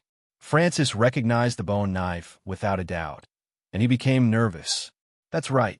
Since you recognize it, then you must know what will happen if someone is stabbed or killed by it, right?" Patty pursed her lips and revealed a mocking smile. "People and animals who are stabbed by the sacrificial knife will bleed nonstop until they die. After they die, their souls will be devoured and turned into a terrifying curse. From what I know, ever since the Inca civilization was destroyed, there aren't many weapons like this left in the world." "Where did you get it from?" Francis asked with a serious expression. "Ha ha, this is all thanks to our senator. If he didn't send me to the rainforest, I wouldn't have been able to find the ancient Inca city hidden in the depths of the forest, and I wouldn't have been able to learn the knowledge and power of the divine sacrifice. Now, are you ready to watch your beloved granddaughter die a horrible death in front of you? Don't worry, I'll go through the process slowly to ensure that you'll experience enough pain." Just as she finished speaking, Patty used the bone knife in her hand to cut a wound that was half the width of a thumb on the girl's fair neck. Chapter 277. With the loss of blood, the girl's face became paler and paler, and her body temperature dropped rapidly. Her eyes revealed the fear of death. The strange energy around the small wound not only prevented the platelets from gathering and solidifying, but also deprived the transmission of the sympathetic nerves. She could do nothing but wait silently. Patty bent down and dipped her index finger into the blood and put it in her mouth. She said meaningfully, "Do you know? In the Incan religion, blood is the best sacrifice to appease the gods. At the same time, it is an important source of power for the priests. By sacrificing lives, especially pure and beautiful girls, the priests can obtain a powerful and mysterious ability. They call this ability soul resonance. Miles seemed to have realized something and stared at his granddaughter who was curled up in a ball. The next second, the little girl who was lying on the ground suddenly stood up, and at the same time, a strange smile appeared on her face. She then opened her mouth and said in a horrifying voice, "Hey, dear Senator, what do you think of me now?" Without a doubt, the one who was controlling this little body was none other than the succubus Patty. "What did you do to Elfrida?" Miles asked harshly as he endured the strong discomfort of his dying body. As an alchemist, he could feel that his granddaughter's soul had not disappeared, but was hidden by an unknown power. "Ah, you mean that little pitiful girl? She is here, coexisting with my consciousness. Now, if you try to kill me, then she will take all the damage for me." The Incan priests used this method to cause unimaginable losses to the parliament during the war. I believe that as a senator, you must be familiar with it, right? Patty was like a naughty child. She took a few steps forward and opened her arms to show her weak body to the enemy. Feeling the girl's body and soul becoming weaker and weaker, Miles closed his eyes in pain. "You win. Say it. What do you want from me?" "It's very simple. I don't expect to get power, wealth, or knowledge from you. I only hope that you can watch your beloved die slowly and walk the last step of her life in pain, regret, and despair. There is no compromise, negotiation, or compromise." Patty used a firm tone to express the only purpose behind all her crazy actions. "Very good, very good. You have successfully awakened the demon that I have sealed in my heart for many years. Perhaps in the eyes of many, I have always been a weakling who can only rely on politics to get to the top. No one knows that in the war game back then, I was almost invincible and slaughtered all my opponents. Today, you are lucky enough to be the first person to witness my true strength after so many years." With that, Miles slowly opened his eyes. This time, there was no longer any anger, pain, or any other negative emotions in his eyes. Instead, there was only a kind of indifference and rationality that made people feel intimidated. Shakily, he raised his bony arm and grabbed the statue that Zhang Cheng had stopped to observe not far away from him. In an instant, the dazzling purple light illuminated the entire room. By the time the light dissipated, Miles was no longer the old man on the brink of death. Instead, he was a huge stone golem covered in strange magical patterns. With just a light wave of his arm, a large hole was smashed in the reinforced concrete wall with a bang. Seeing this, Francis immediately began to cast a spell, covering the entire room with a layer of gray, translucent membrane. A few nurses who ran over to check on the situation were puzzled. They quickly turned around and left, completely ignoring the hole in the wall. Obviously, the membrane gave them some kind of illusion, and they did not know what was happening in the room. Miles did not pay attention to the ordinary people. He raised his sandbag-sized fist and muttered to himself. Many people mistakenly think that alchemy is the concoction of magic potions, creating some powerful magic items and props. However, very few people know that its true nature is to allow matter and energy to transform freely, thus achieving the goal of changing or even creating matter and life out of nothing. If it is used in battle, it will be like this. As soon as he finished speaking, he suddenly rushed out, swinging his fist and smashing the enemy who was controlling his granddaughter's body without any hesitation. Damn it! Feeling the murderous intent, Patty realized that this was definitely not an act. She hurriedly gave up the control of the girl and let her consciousness return to her body. Then, she tried to draw energy from the stone golem. Unfortunately, before she could get close, Miles had turned the solid stone body into scorching hot magma. The terrifyingly high-temperature flames and heat waves immediately burned her left hand. If not for her quick reaction, her entire arm might have been crippled. Earth, fire, water, air, all the basic elements that make up the material world are under my control. That's right. This is the true power of alchemy. Idiots like you can't understand its greatness. Miles roared as he continuously changed the structure of his body. One moment it was water or ice, the next it was magma or flames, the next it was like a small tornado spinning at high speed, the next it was hard granite. Under the almost crazy attack, Patty could only retreat continuously, waving the bone knife in her hand to barely defend herself. Her face was full of shock. She could not believe that the councilman that she had always seen as weak and easy to bully actually had such terrifying combat power. Francis, who was standing at the side, did not intend to join in. He only carried the girl who was in a deep coma and poured an unknown potion into her mouth. In the blink of an eye, the girl's pale face regained some color. Although the bleeding had not stopped, her vital signs had stabilized, and she was no longer on the verge of death like before. Just as the intense battle in the house reached its climax, a gloomy voice suddenly echoed in everyone's ears. "Good evening, Mr. Councilman. I'm sorry that I'm late, but I believe that you'll be satisfied after seeing the people I've brought." "It's you." Patty was slightly shocked. The person who came was none other than Zhang Cheng, who had not slept in the middle of the night and wandered around New York City for a few hours. "That's right, it's me, madam. Thanks to you, I had to give up my precious rest time to fulfill my promise." "Oh, right. Let me introduce the guest that I brought. They should be very important to you." After saying that, Zhang Cheng turned around and waved his hand lightly. Soon a few ladies in their 50s and 60s, ranging from 12 to 13 years old, slowly walked into the room. Chapter 278. Looking at the familiar faces, Patty's expression froze. Her eyes revealed a strong anger and killing intent. However, she did not act rashly. Instead, she took a deep breath and gritted her teeth as she asked, "Young Magus, do you know what you are doing?" "Of course. An eye for an eye, a tooth for a tooth. Don't blame others for shooting you the second time." After saying that, Zhang Cheng raised his arm and aimed at the trembling women behind him. After doing all this, he turned around and asked Miles, "Honorable Councilman, may I ask how many relatives you have lost tonight?" "5 names. I have lost 2 sons, their wives, and a daughter." The old man, who maintained the appearance of a stone man, answered without hesitation. After hearing this, Zhang Cheng lightly nodded. "Since that is the case, then according to the agreement, I will kill 50 people who are close to the murderer as revenge. Today is the first batch, and I will make up for the rest later."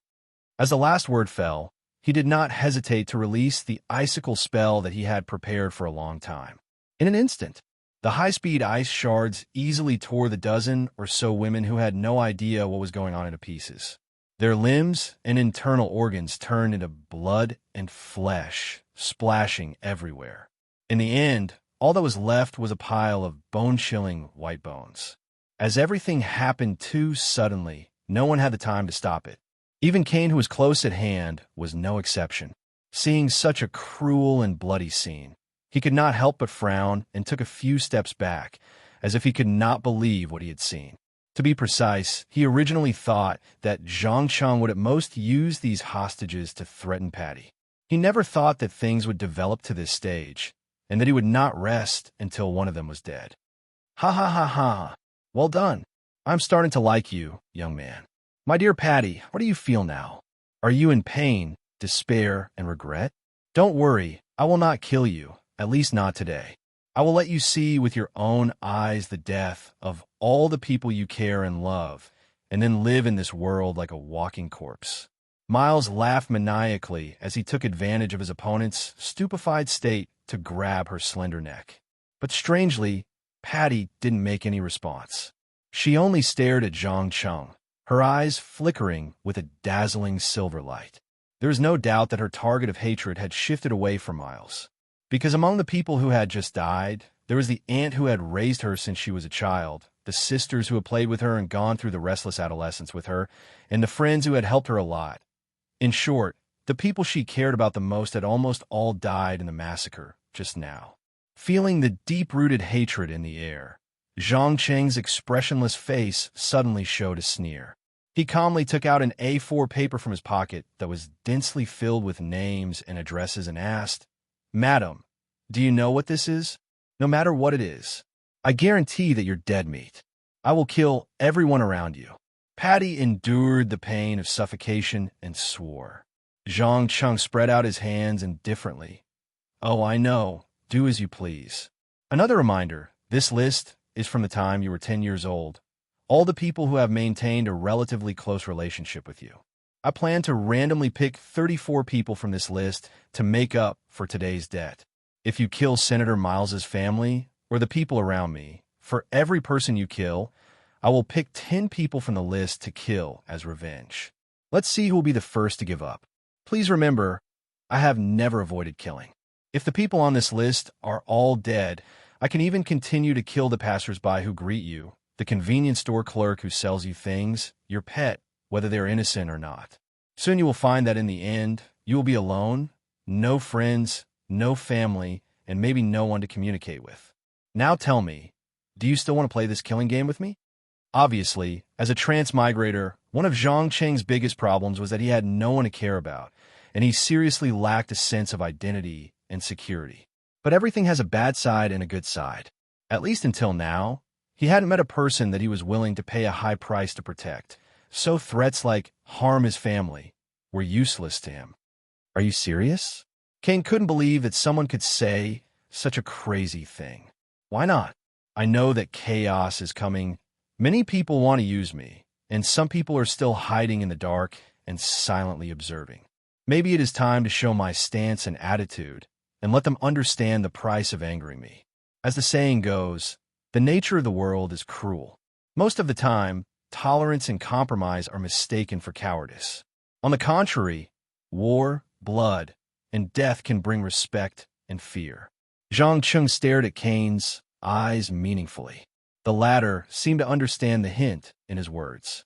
He smiled and sighed. I have to admit, many people, including me, have underestimated you, but it's not too late to realize this. Mr. Zhang, please allow me to apologize for my previous probing.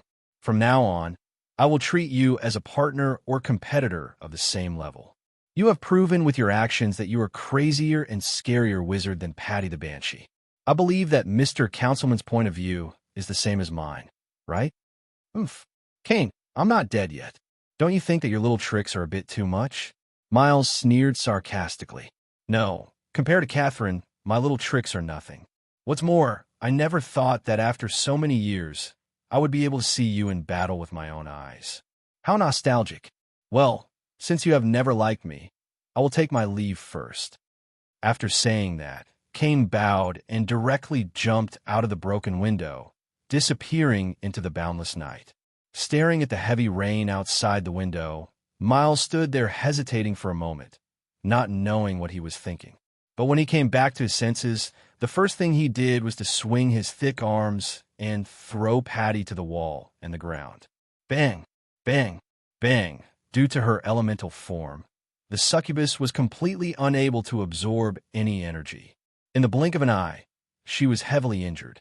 Blood continuously spurted out from her mouth, and her sexy legs were bent forward at a 90-degree angle. When she stopped, Patty was almost at her last breath. Chapter 279. Mortals would eventually die, and even a powerful alchemist like Miles was no exception. When the sun rose from the horizon again, he could no longer maintain his elemental form. His exhausted body slowly peeled off from the stone statue and took his last breath in the form of an ordinary old man. Looking at the last trace of infinite longing for life in the old man's eyes, Zhang Chung felt a strong sense of fear, the fear of aging and death. Although he was still very young, not even 30 years old, time would always slip away from him if he was not careful. When he came back to his senses, he would find that he did not have much time left.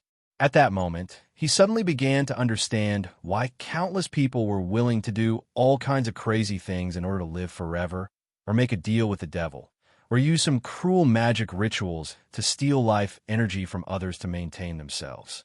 In comparison, people like Miles who had similar abilities but did not put them into practice were rarer than animals that were on the verge of extinction.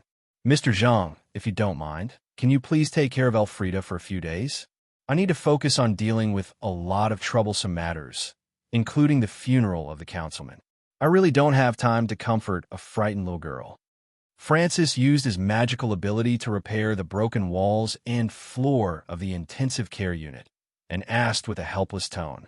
At that moment, his face was full of sorrow, and he glanced at Miles, who was lying on the hospital bed like a dried corpse from time to time. Take care of her. Zhang Chung looked at the girl, who was bleeding nonstop, and frowned subconsciously. Francis sighed slightly and replied, Yes.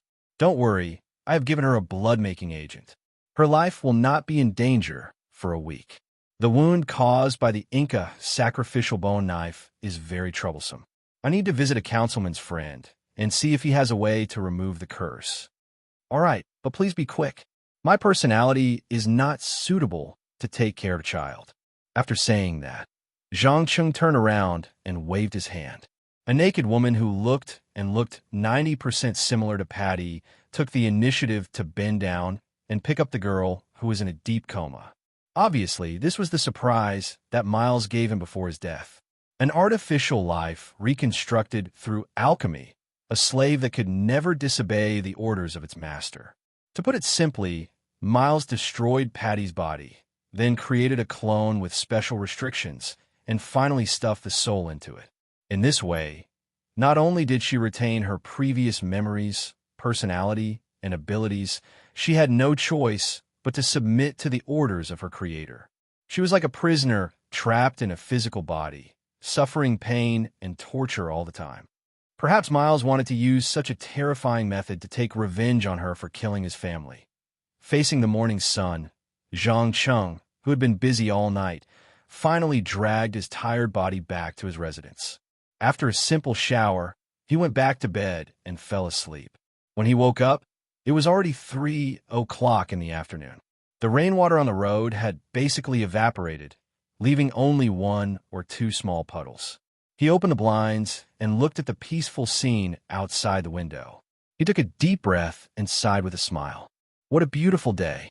I hope there won't be too much violence and bloodshed today. As soon as he finished speaking, suddenly there was a knock on the closed door. Bang, bang, bang. Then the Pullman's voice came through the gap in the door. Sir, are you awake? Yes, what's the matter? Zhang Chung asked through the door. 2 things. First, I just received a notice from the Parliament. The funeral will be held in Greenwood Cemetery in 3 days. At that time, the other 3 councillors and many lords will all be present. At the same time, they will announce that Brooklyn has officially entered a state of war. Second, Miss Catherine invited you to dinner at 7 o'clock in the evening. Okay, I got it. Zhang Chung quickly put on his clothes, opened the door, and walked downstairs to the living room.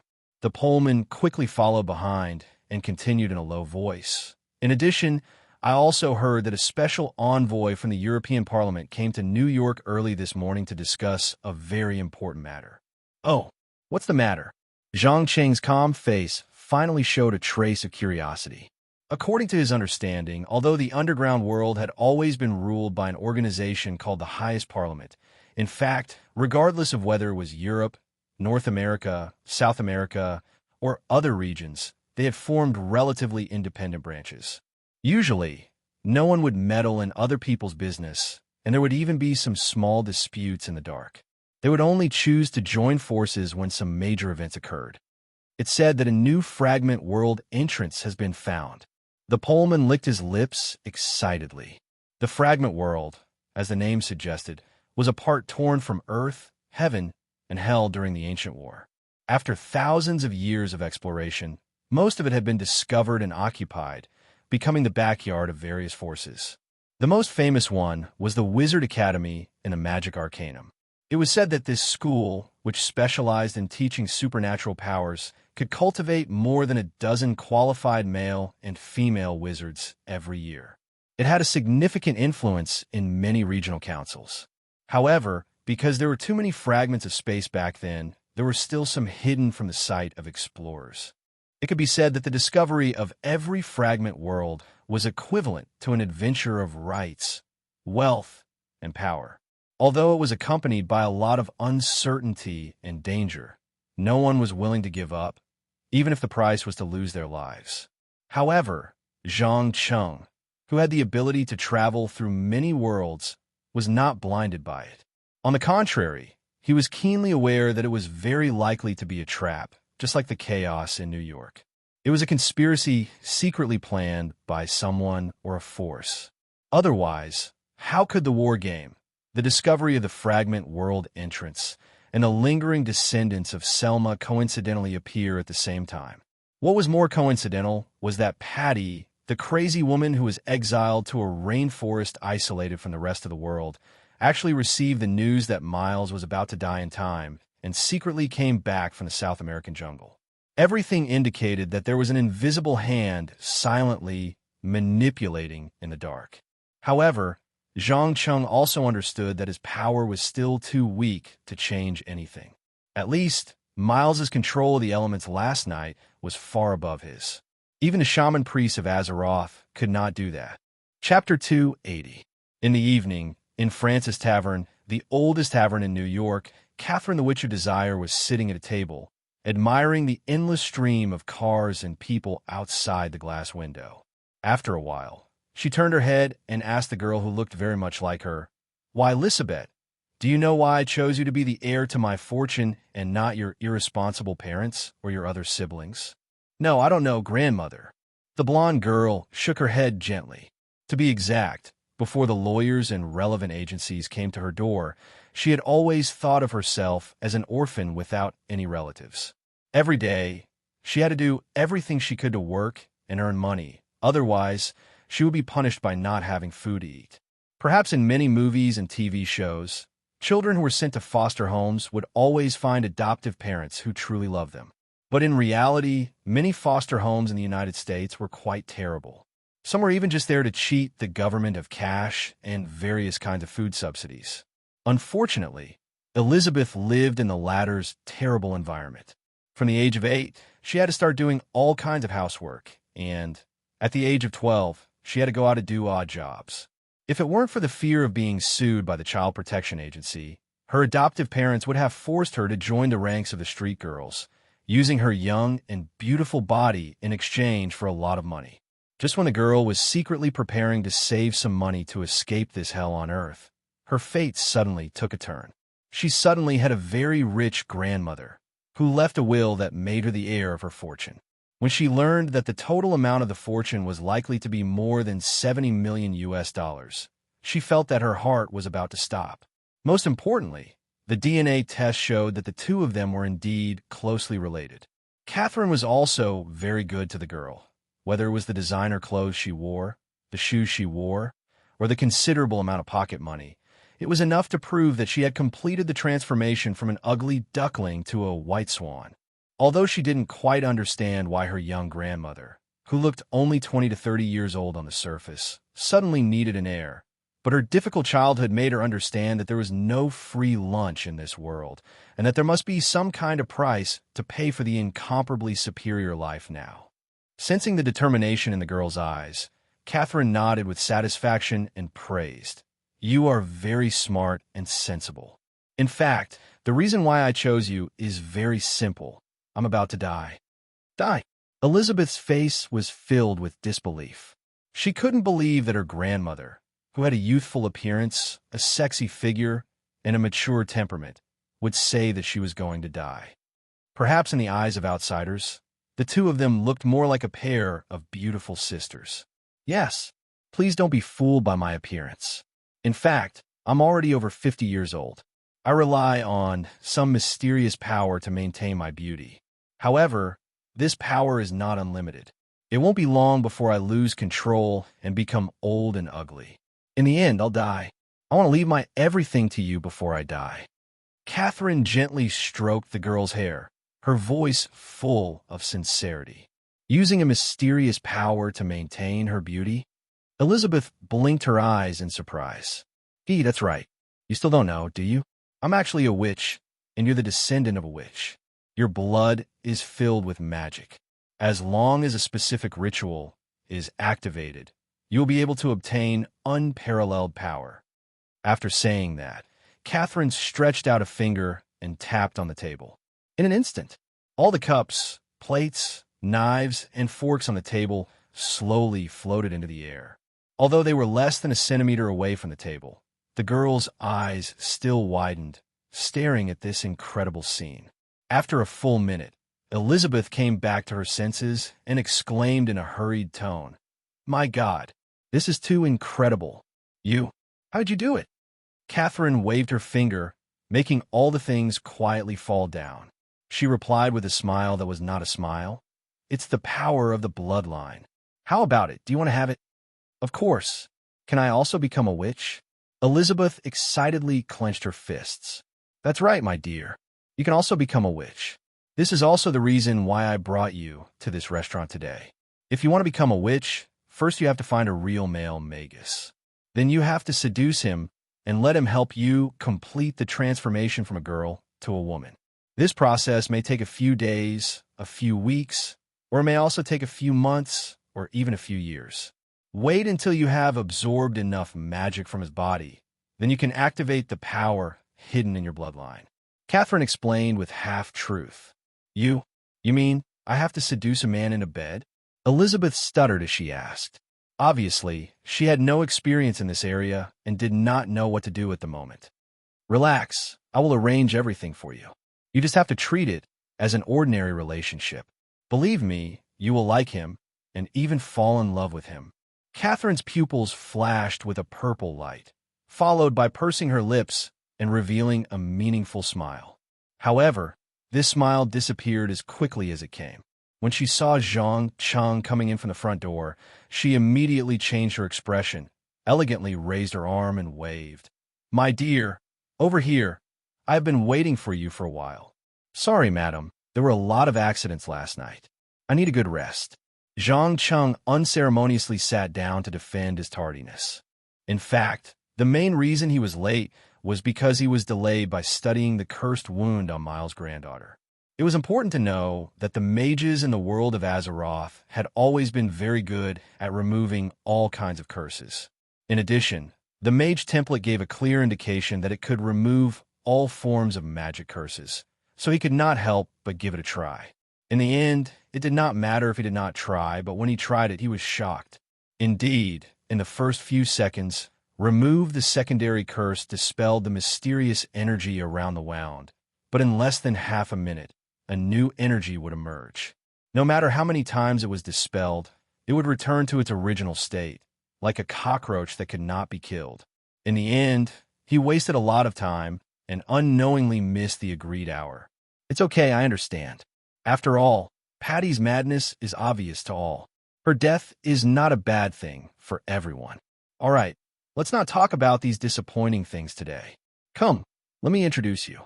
This is my long-lost relative that I have just found. Her name is Elizabeth. I hope you can take care of her in the future." Saying this, Catherine pointed at the girl who was completely in a daze. Zhang Cheng subconsciously looked in the direction she was pointing at and could not help but tremble.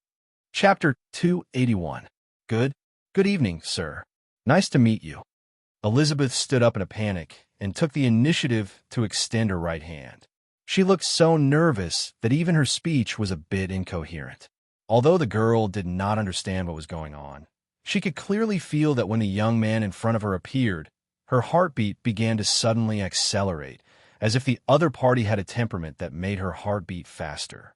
There was no doubt that for a girl who had never been in love, this kind of temptation was fatal, which was why she was acting like this. In contrast, although Zhang Cheng also had a similar feeling, he did not show it. He smiled and shook hands with the other party. "Me too." Perceiving the subtle atmosphere between the two, Catherine's eyes flashed with a trace of playfulness, and then, with a half-joking tone, she teased, "It seems that you left a good first impression on each other, which saved me a lot of effort. Well, my little cutie, don't stand. Sit down. I'm going to start ordering." "Sorry." Elizabeth blushed and hurried back to her seat. "What's good about this?" Zhang Cheng opened the menu, deliberately not looking at the girl.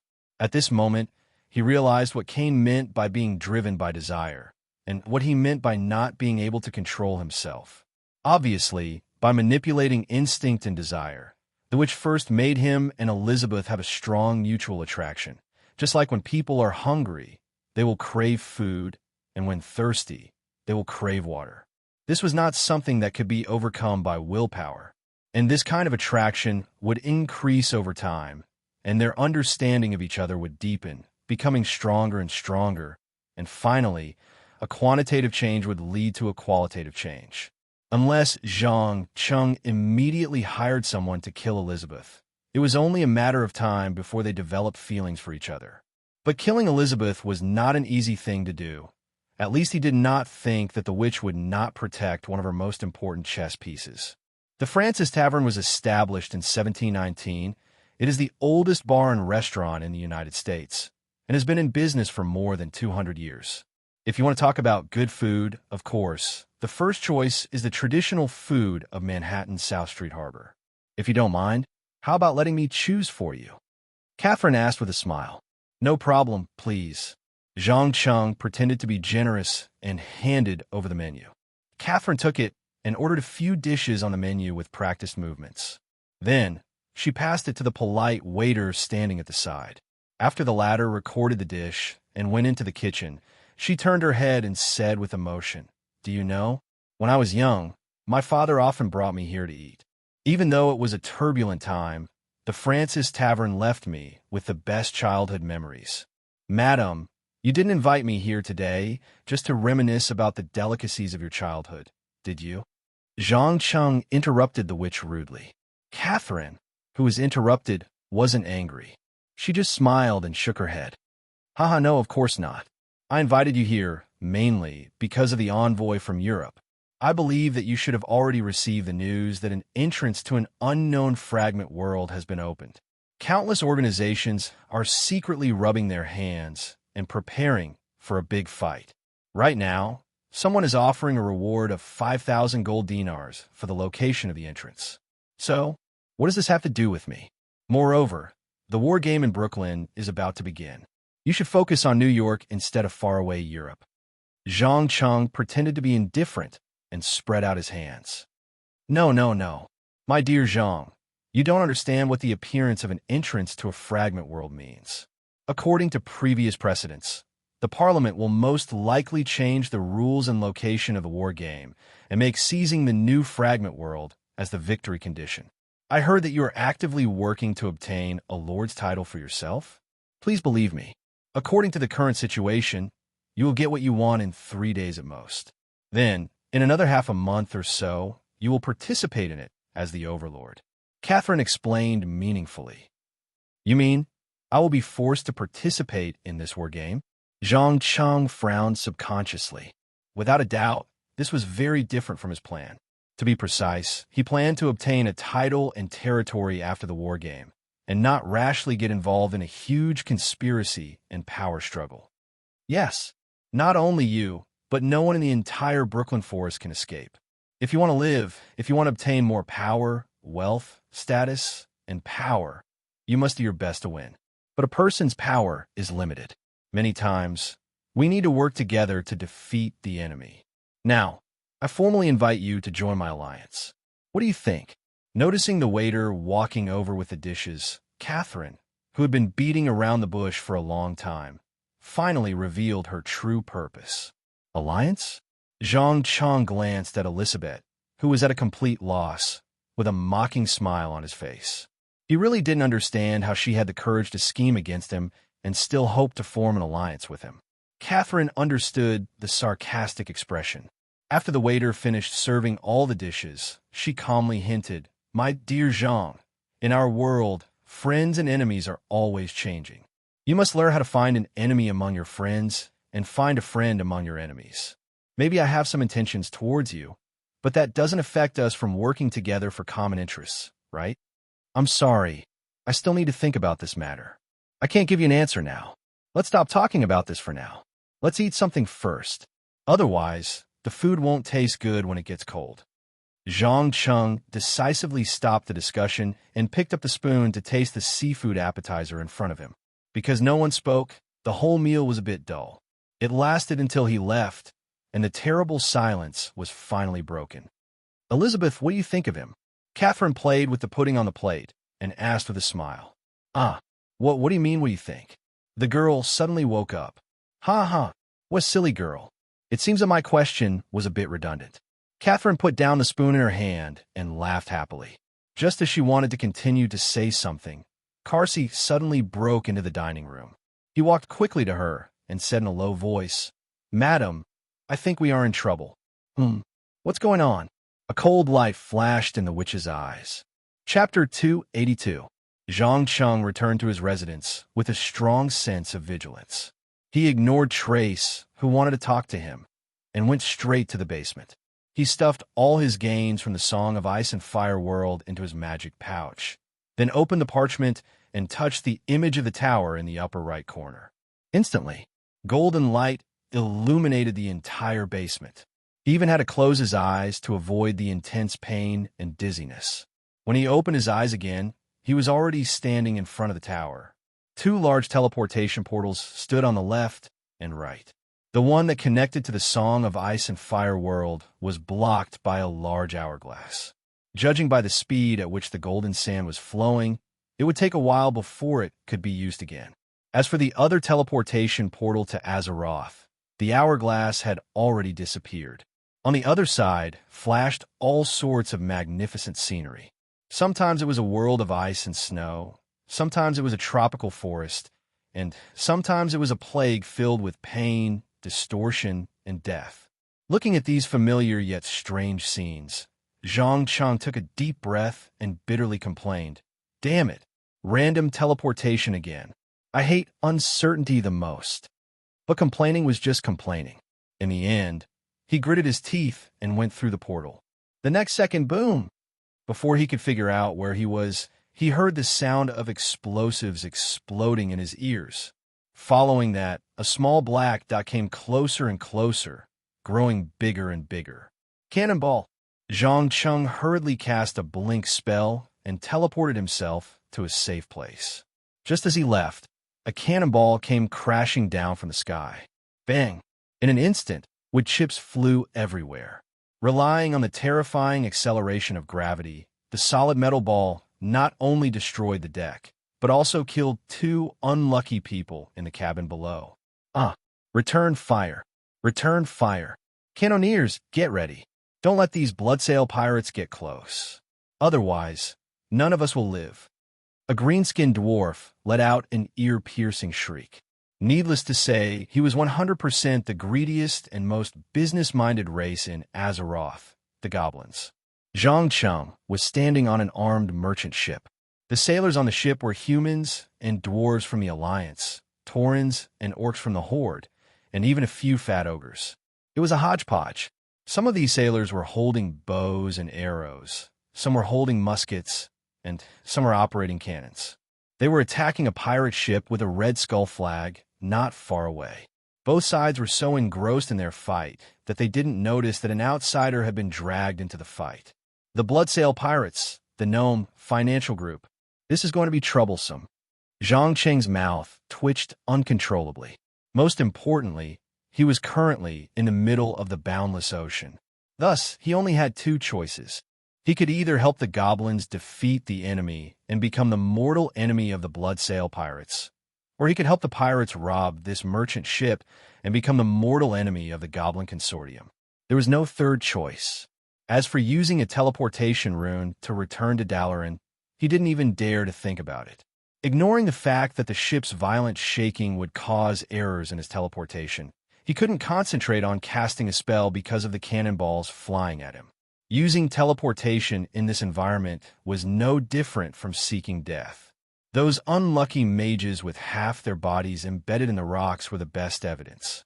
Just as Zhang Cheng hadn't decided on which side to join, a young girl wearing a dark blue shirt that exposed her navel and gray trousers burst into his hiding place with a bucket of water.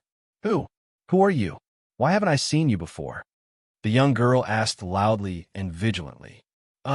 Maybe you won't believe me, but I'm actually a mage from the Kirintor Parliament. Due to some unknown reason, I was accidentally teleported here." After saying that, Zhang Cheng raised the firestone staff in his hand and shook it to increase his persuasiveness. "Mage? Damn it. You must have been sent by that old man to capture me, right?" The girl stroked her long brown hair, her eyes full of disgust and hostility. "What old man?" "Sorry, madam, I don't understand what you're talking about. Zhang Cheng felt a little inexplicable and shrugged his shoulders innocently. Stop pretending. Tell me, what benefits did my father promise you? The girl rolled her eyes, unwilling to let him off the hook. Father? Your father is a senior member of the council? Zhang Cheng carefully looked at the woman in her 20s standing in front of him and seemed to remember something. The girl disdainfully curled her lips and said sarcastically, Senior member? No, he's not a senior member, but a great mage of the six-man council. His name is Ruinvawal.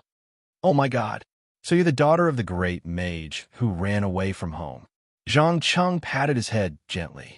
He never dreamed that he would actually meet an important NPC who had given him a mission in the game, the rebellious daughter of Ruinvawal, Sharp-Blade Caitlin, who longed to be a free pirate.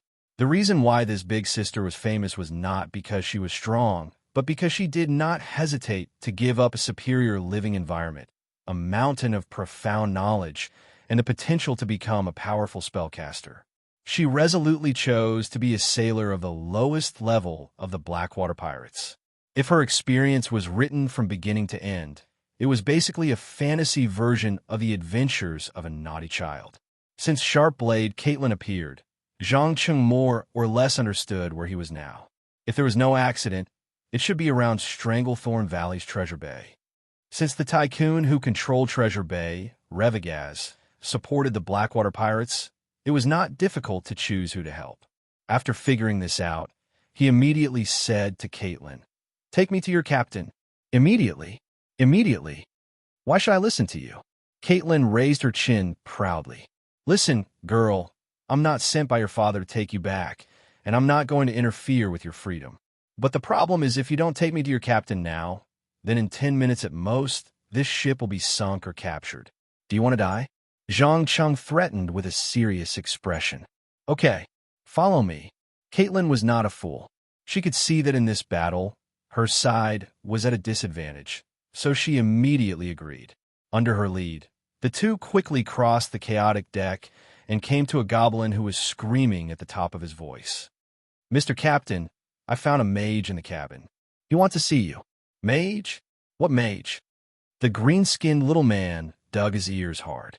Obviously, in an environment of continuous explosions, his hearing was seriously affected, and he could not hear what was just said. Chapter 283. Benefits. The goblin's sly eyes twinkled. Yes, benefits. My dear friend, according to the values of you goblins, everything in the world can be priced with money. My help is no exception. Don't think that I will help you defeat your enemies for free. I'm not that kind-hearted, especially when your enemies are the famous Bloodsail pirates. Zhang Cheng bluntly exposed the goblin's intentions. The Goblin Financial Group was similar to the Western financial groups on Earth. To put it nicely, they were obsessed with commerce and trade. To put it bluntly, they were a powerful trust in fantasy. If you didn't keep your bottom line when dealing with these guys, you might even be sold off. The most classic example was the tribes that had unknowingly allowed the goblins to control their economy.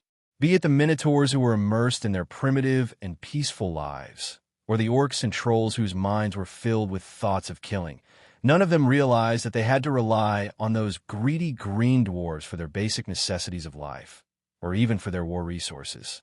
This was why a portion of the Goblin Financial Group chose to join the tribes. On one hand, the relatively independent tribes had rejected their infiltration, and on the other hand, they were too deeply involved with the tribes. In the end, they had no choice but to personally protect their assets. After all, there was a famous saying in Azeroth, never underestimate the greed of the goblins. If a goblin found out that they could obtain great benefits from you without paying any price, they would definitely do everything in their power to squeeze every last bit of value out of you. Perhaps many gamers like the mercenary attitude of the goblins, and like the catchphrase, time is money, but Zhang Cheng didn't like them at all. Especially when a goblin looked at him as if he were an item, his mood naturally worsened. Fortunately, the goblins weren't dwarves who couldn't read the expressions of others. At the very least, the captain quickly sensed the anger of the young mage in front of him. He quickly opened his mouth and stretched out 5 fingers, 5 gold coins. As long as you can get rid of the bloodsail pirates, I'm willing to pay you 5 gold coins. 5 gold coins. Mr. Captain, you are really generous. Zhang Cheng was so angry that he laughed. They couldn't help but laugh.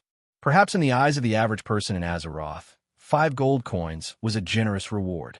They could do nothing but eat and drink in a good tavern for half a month. But for a mage, this was simply a naked humiliation. Even a lowest-level mage would not accept a job with a mere 5 gold coins. Instead, they would throw a large fireball at the bidder's face. How about 50 gold coins? The goblin added a 0 to the initial price with a pained expression. As a typical miser, not to mention paying a stranger 50 gold coins, even 5 copper coins would make him feel bad for an entire day. Looking at the haggling eyes of the gnome, Zhang Cheng suddenly realized that bargaining with a gnome was just asking for trouble. So he pointed at the armed ship under his feet and said, "I want 1/5 of the goods on this ship." In your dreams. The gnome jumped up as if he had been provoked. Zhang Cheng, who had already expected the gnome's reaction, shrugged his shoulders and said, "All right, do as you please. Friendly reminder, if you wait for the bloodsail pirates to sink or take over this ship, you will not only lose all the goods, but also the ship and your own life. Oh, right, if you ask for my help later, the price will not be 1/5 of the goods, but even..." Boom! Before he could finish his sentence, another cannonball flew over. This time, not only did it open a large hole in the hull, but it also broke the main mast. Following the creaking sound of wood breaking, the mast, which was as thick as a person, came crashing down. The huge inertia almost caused the entire ship to flip over. As everyone knew, a wooden ship's only source of power was the mast. If it lost the mast, then the ship would lose speed and become a live target on the sea. It would either be sunk by the enemy or captured. There was no third option. Of course, this theory only applied to Earth without magic. According to Azeroth's power system, even a slightly stronger warrior could reverse this unfavorable situation. My dear friend, the price for my help now is 1/3 of the goods. I really suggest that you make a decision quickly. Otherwise, when the enemy starts boarding the ship, the price will rise to half or even all of it. However, I'm not as greedy as you gnomes. I'll leave this tattered ship for you. Zhang Cheng said with a smile that was not a smile, taking advantage of the situation. Damn it, damn it, damn it, you greedy bastard. I really suspect that under your human appearance, there's a soul like mine. All right, 1/3 of goods. Deal. Seeing the bloodsail pirates' warship rapidly approaching, the gnome captain finally agreed while cursing hysterically. He had no choice but to agree. Ever since the Blackwater pirates and the bloodsail pirates had fallen out, the two sides had been fighting fiercely on the southern coast of Stranglethorn Vale. No matter who found the other side's ship, they would not let it go. Thus, if he wanted to protect his ship and the important goods on it, he could not think of any other way but to pay the price. A wise choice, Mr. Captain. I guarantee that you'll feel that it's worth it. After speaking, Zhang Cheng turned around and began to loudly chant an incantation. Aiming at the enemies who were waving their claws in the distance, Zhang Cheng cast a large area of effect fire spell, Flaming Storm. A column of flames shot up into the sky without warning. A dozen unlucky bastards gathered together were instantly engulfed. They screamed as they jumped into the sea, tried to use the seawater to extinguish the raging flames on their bodies. However, they had forgotten that the coast of Stranglethorn Vale was not a safe place. Not to mention the groups of fishmen and nagas that often appeared. Just the terrifying sharks alone were enough to make the sailors suffer. In less than 30 seconds, these bastards who had been waiting nearby were torn apart, dismembered, and finally swallowed by the sharks. At the same time, the fire caused by the flaming storm spread on the enemy's ship. Although many bloodsail pirates carried wooden buckets to try and stop the fire from spreading, how could a magically created fire be extinguished so easily? In the end, they accidentally detonated the cannonballs and gunpowder in the ship's hold. With a loud boom, the bloodsail pirates' warship broke into two on the spot and started to rapidly sink. In the blink of an eye, it sank to the bottom of the sea. Chapter 284. Look, this is the most interesting part of fate. 1 second ago, you were a bully, but the next second, you may become a shark snack. Dear Captain, don't forget that no matter what the cargo on this ship is, 1/3 of it belongs to me. Zhang Cheng hinted meaningfully. Are you doubting my business credibility, mage? The goblin raised his head and asked with a serious face. No, I'm just reminding you not to do those boring little tricks. After saying this, Zhang Cheng ignored the goblin's furious reaction and went straight into the cabin to rest. Even though he could activate the teleportation rune and return to the magic kingdom of Dalaran, he still decided to stay and wait for the ship to dock at the harbor, considering the famous neutral city, Booty Bay, and a market that sold all kinds of magic items and rare materials.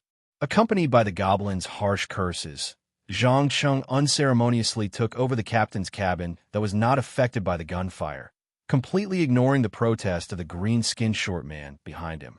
Just as he was about to close the door and calm down to make a list of the power and items he needed to obtain on this trip, a beautiful figure suddenly flashed in.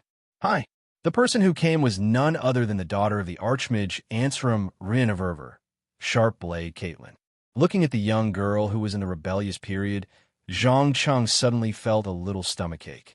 He sighed slightly and said, "Tell me, what do you want?"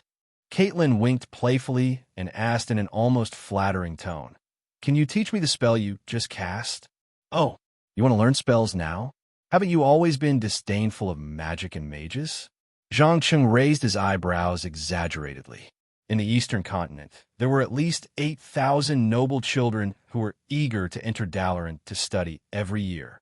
But the girl in front of him clearly had a father who was an archmage and a superior learning environment, but she ran out to become a so-called free pirate. She was a typical brainless act of a naughty child to get rid of the control of their parents. Oof, you don't understand at all. When I was studying magic, that annoying old man never allowed me to touch real magic. He only forced me to study boring theories. If it were you, would you like to stay in the library all day with those white-haired old men? Catherine roared angrily.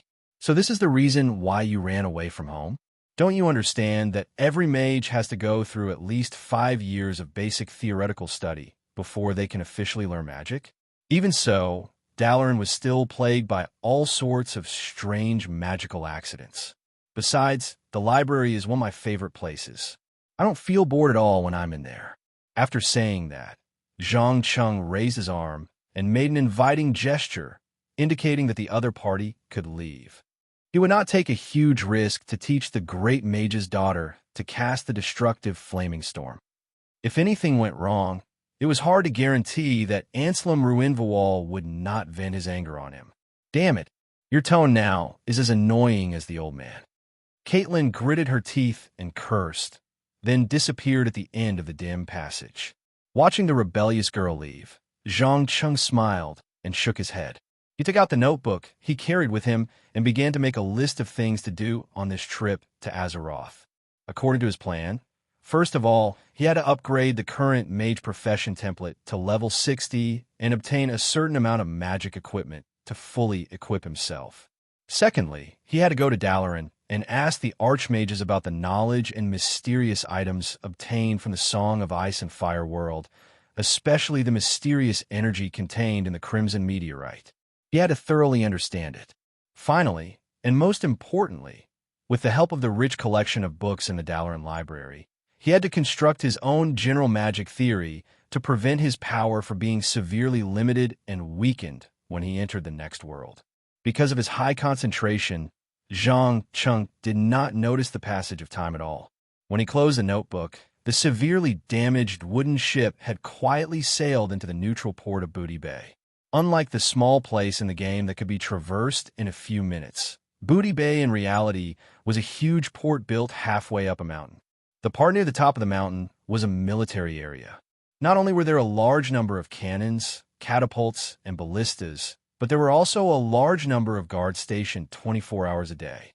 Because of the towering mountain as a barrier, no matter if it was the beasts of Stranglethorn Vale, trolls, or ogres, they could not really threaten the city. If there was a large-scale land invasion, the goblins only needed to seal the only entrance and exit. Even if Zul'Gurub's trolls came out in full force, they would not be able to break in. The part of the coast was a trade area, mainly built with a large number of planks and abandoned ships. At a glance, it was picturesque, just like the slums and shanty towns on Earth. However, the people living here were not poor people with nothing. Instead, there were adventurers, pirates, and merchants from all corners of the world. Some of them were loudly selling goods and rare magic items that they had obtained from who knows where, while others were picking and choosing what they liked in the bustling market. It looked very lively. "Welcome to Booty Bay, my friend. This is a paradise for trade," the goblin captain shouted at the top of his voice. Yes, this is a paradise for trade. Zhang Cheng, who had come to the deck at some point, took a deep breath of the fishy sea breeze and squinted his eyes as he muttered to himself. Weapons, spices, food, herbs, all kinds of magical metals, gems, cloth, enchantment materials, everything that was available in Azeroth could be found here, including slaves. The goblins fully demonstrated how greedy and cruel the power of capital could be without any legal or moral constraints. However, this did not have much to do with Zhang Cheng. He did not have a sense of moral superiority like some people, nor did he have the noble sentiments of saving the world like the white leftists. Instead, he wanted to use this unrestricted market to collect things that were useful to him. Just like that, with an adventurous mood, Zhang Cheng's broken ship slowly docked beside the port's plank road. After the goblin captain paid a small tax to his kind, he went straight to the residence of the ruler of this port city, the wealthy Livegas. It was obvious that the goods in the warehouse were not ordinary goods, so he needed to ask for instructions before he could decide how to pay. Chapter 285. As expected, around 10 minutes later, a goblin wearing a white shirt, a black vest, and a pair of large black leather shoes appeared in Zhang Cheng's line of sight. Following behind him were two fully armed goblin guards, as well as a male minotaur wearing a captain's hat. Without a doubt, he was the founder and master of this neutral city, as well as the boss behind the scenes of the Blackwater Pirates, the famous Livegas. The Minotaur was the nominal leader of the Blackwater Pirates, as well as the commander of the fleet, Carla Cape. It had to be said that when the Minotaur and Goblin appeared at the same time, the strong difference in height and body size made the scene seem strange. At the very least, Zhang Cheng found it very interesting. He took the initiative to bow with a smile. "It is an honor to meet you, Lord Livegas. Greetings, human wizard from the Kirin Tor Council. I've already heard Tim's report about what happened at sea. Thank you for lending a helping hand at such a crucial time. Even though I'm not satisfied with the high price you offered for taking advantage of the situation, business is business. Since this batch of goods is very important, I'm prepared to convert your share into gold coins. What do you think?" Livegas straightforwardly expressed his intentions. Compared to the haggling nature of ordinary goblins, he was undoubtedly much more magnanimous. He had no intention of haggling after the matter. After all, compared to a mere loss of gold coins, he was more concerned about monopolizing resources, occupying the market, and unimpeded trade routes. As long as there were no problems with these, no matter how much money he lost, he would be able to earn it back sooner or later. May I be so bold as to ask, what is the cargo on this ship that would make the Bloodsail pirates take the risk of starting a war and launch an attack? Zhang Cheng probed in a low voice as he swept his gaze over the black wooden boxes that the dockworkers were continuously moving out of the ship's hold. "Apologies, this is a trade secret. No comment. You only need to know that you will be paid 30,000 gold coins. Here, this is a draft. You can use it to withdraw 30,000 gold coins from the bank of any of the goblin cities in Treasure Cove, Rottan City, Gadget Sand, or Winterspring. Now we are even." Livegas handed over a special piece of paper with a magic anti-counterfeiting pattern. "Without knowing the type of cargo, how can I be sure if 30,000 gold coins is too little or too much?" Zhang Cheng didn't immediately take the draft, instead asking with a half-smile. As a suspicious person, he instinctively felt that there was something wrong with the boxes. They were definitely not ordinary cargo. Rivagaz's eyes flashed with a dangerous light. After a full minute, he forced himself to let his subordinates rush up and kill this annoying human. He sneered and warned, "Mage, you should know that this is Booty Bay, not Stormwind City or Dalaran. My words are the truth and law. If you don't want to cause trouble for yourself, it's best that you take this draft and disappear from my sight." Seeing that Livegaz was about to turn hostile, Zhang Cheng immediately put away his curiosity and took the draft. He pretended to be innocent and spread out his hands. "Don't be angry. I didn't mean to pry in your secrets. I just don't understand. Since you don't want to say, then forget it. Oh, right? You don't mind if I stay in Treasure Cove for 2 more days to buy some things, right? Treasure Cove welcomes everyone who comes to trade, no matter if they are merchants, adventurers, robbers, or others. But remember, there are rules here. Once you break them, you will be punished." As the last word fell, Livegaz no longer cared about anyone else. He personally escorted the wooden boxes from the ship and went straight to his residence. He looked so nervous. Even though he was in his own territory, he was still afraid that someone would suddenly jump out and rob him. The unusual behavior of the goblins naturally piqued Zhang Cheng's interest, but he wasn't stupid enough to follow them immediately.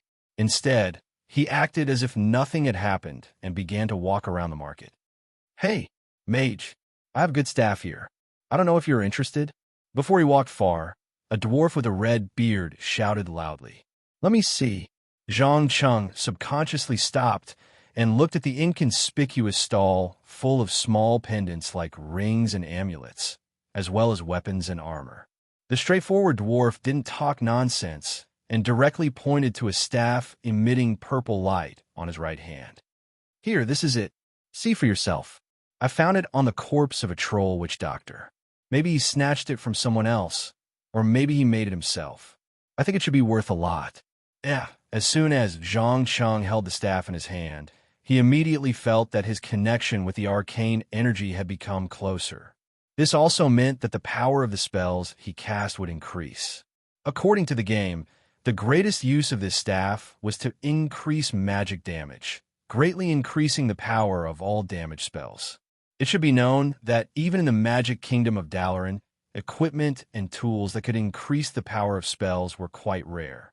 Now that he actually came across one at a roadside stall in Booty Bay, it was inevitable that he would find it a little unbelievable.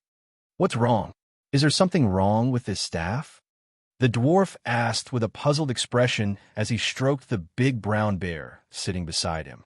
Judging from the fine leather armor and black musket on his body, he was most likely a hunter from Dun Molo. That bear was his tamed combat partner. "No, nothing. How much do you intend to sell it for?"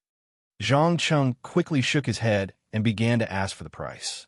From the appearance of the staff, the purple crystal embedded at the top, and the one in his hand, he could almost recognize the famous name of this staff in the game. That's right. This was the staff that countless players had sold for a sky-high price. Jordan's staff. A top-grade epic weapon that could be used by spellcasters all the way to level 60 without needing to replace it. How about 200 gold coins? The dwarf hesitated for a moment, but quickly gave a price that he thought was relatively high. After all, reality was not a game, and he could immediately see the detailed attributes of the equipment after getting it. As a hunter, the most he could do was to sense the thin arcane energy in the air. When he pulled the trigger, the arcane energy would be injected into the bullet, causing additional magic damage to the target. This was the so-called arcane shot. As for the quality of the staff, he could only judge it based on the materials used on its appearance. Unfortunately, Jordan's staff did not use expensive gemstones, rare and precious magical wood or metal. In terms of appearance, it was not as good as the flint staff in Zhang Cheng's hand. A mere purple crystal was not worth much. The real value was the dense arcane runes embedded on the surface of the wooden staff. Deal! Without any hesitation, Zhang Cheng directly agreed to the other party's price. Compared to a piece of equipment that could greatly increase one's combat power, 200 gold coins was nothing. Chapter 286. Damn it, you mages are really rich. 200 gold coins, and you didn't even blink. If I had known, I would have asked for a higher price. The dwarf complained with a face full of annoyance. However, complaining was just complaining. He had no intention of going back on his word.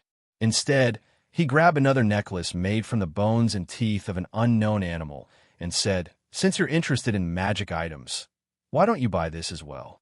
I also picked it up from the corpse of the troll witch doctor. It allows the wearer to transform into a leopard for a short period of time. Although it doesn't have any special abilities, it can at least help you run faster in times of danger. It's only 60 gold coins, and it's yours." Transformation magic? Zhang Qing's eyes lit up slightly. He bent down to take the bone necklace that felt a little prickly to the touch and carefully observed it. He quickly discovered that this thing was a combination of druid and shaman magic. It was most likely from the troll city in the depths of the rainforest, Zul'Gurub. Although the craftsmanship was rather crude, the necklace sealed the soul of a strong black leopard. Whenever the transformation was initiated, the wearer would fuse with the soul of the black leopard. The former would take control, and the latter would help the former complete the coordination between the body and instincts. This would prevent the human from being unable to adapt to the new body and resulting in uncoordinated movements. It had to be said that although many races in Azeroth saw the trolls as primitive, barbaric, and bloody symbols, their research into supernatural powers was not lacking at all, especially in the area of souls, transformation, and witchcraft. They were far superior to any other force or organization. Very interesting little thing. I'll take it. Also, if you have any other interesting things, take them all out. Money is not a problem. As he spoke, Zhang Qing took out the money order that Levigaz had given him. The dwarf only glanced at it and immediately jumped up in excitement. He endlessly introduced the spoils of war that he had obtained from the Stranglethorn Valley jungle. In a short while, he had sold almost a third of the things in his stall. More than half of them were totems, stone statues, wood carvings that contained various mysterious powers. There was also a small amount of sticky liquid that emitted a pungent smell. As for whether it was poison or healing herbs for applying to wounds, it was unknown. In the end, under the strong recommendation of the other party, Zhang Qing even bought a double-barreled mithril hunting rifle made by the dwarven craftsman, as well as 200 rounds of ammunition. Don't think that the guns and cannons of Azeroth are the same as those of Earth. They are all powered by black powder, maroon powder, and smokeless powder. On the contrary, the so-called gunpowder here had nothing to do with the chemistry on Earth. It was a special kind of energy crystal that accompanied the ore. Only by triggering the arcane energy contained within these crystals could the projectile achieve unimaginable speed and propulsion. Some people who were proficient in runes would even carve magic runes on gun barrels and bullets to give them additional damage, such as fire, frost, lightning, shadow, holy light. In short, firearms and engineering in the world of Azeroth were just another application of magic energy. Stuffing everything he bought into his magic waste bag, Zhang Qing waved the bill in his hand and asked the dwarf, "Can you please take me to the bank in Booty Bay? I don't have any cash on me. In return, I'll treat you to a meal at the best hotel." Ha ha, he couldn't ask for more. "Follow me. Oh, by the way, my name is Bronzehammer. I'm a veteran hunter. This is my good partner, Nisha. Nice to meet you, the forthright mage." The dwarf laughed as he packed the things in the stall, then fixed them on the back of the big brown bear and walked straight out of the market. "My name is Zhang Qing. Nice to meet you too." Zhang Qing also reported his name out of courtesy. With Nisha, a huge brown bear, leading the way, the two didn't take much effort to squeeze out of the crowded market.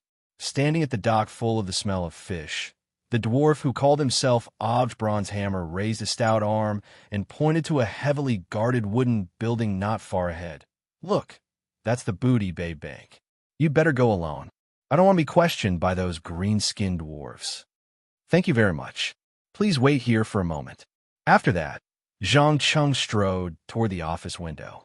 But before he could get close, two goblins with short swords and shields blocked his way.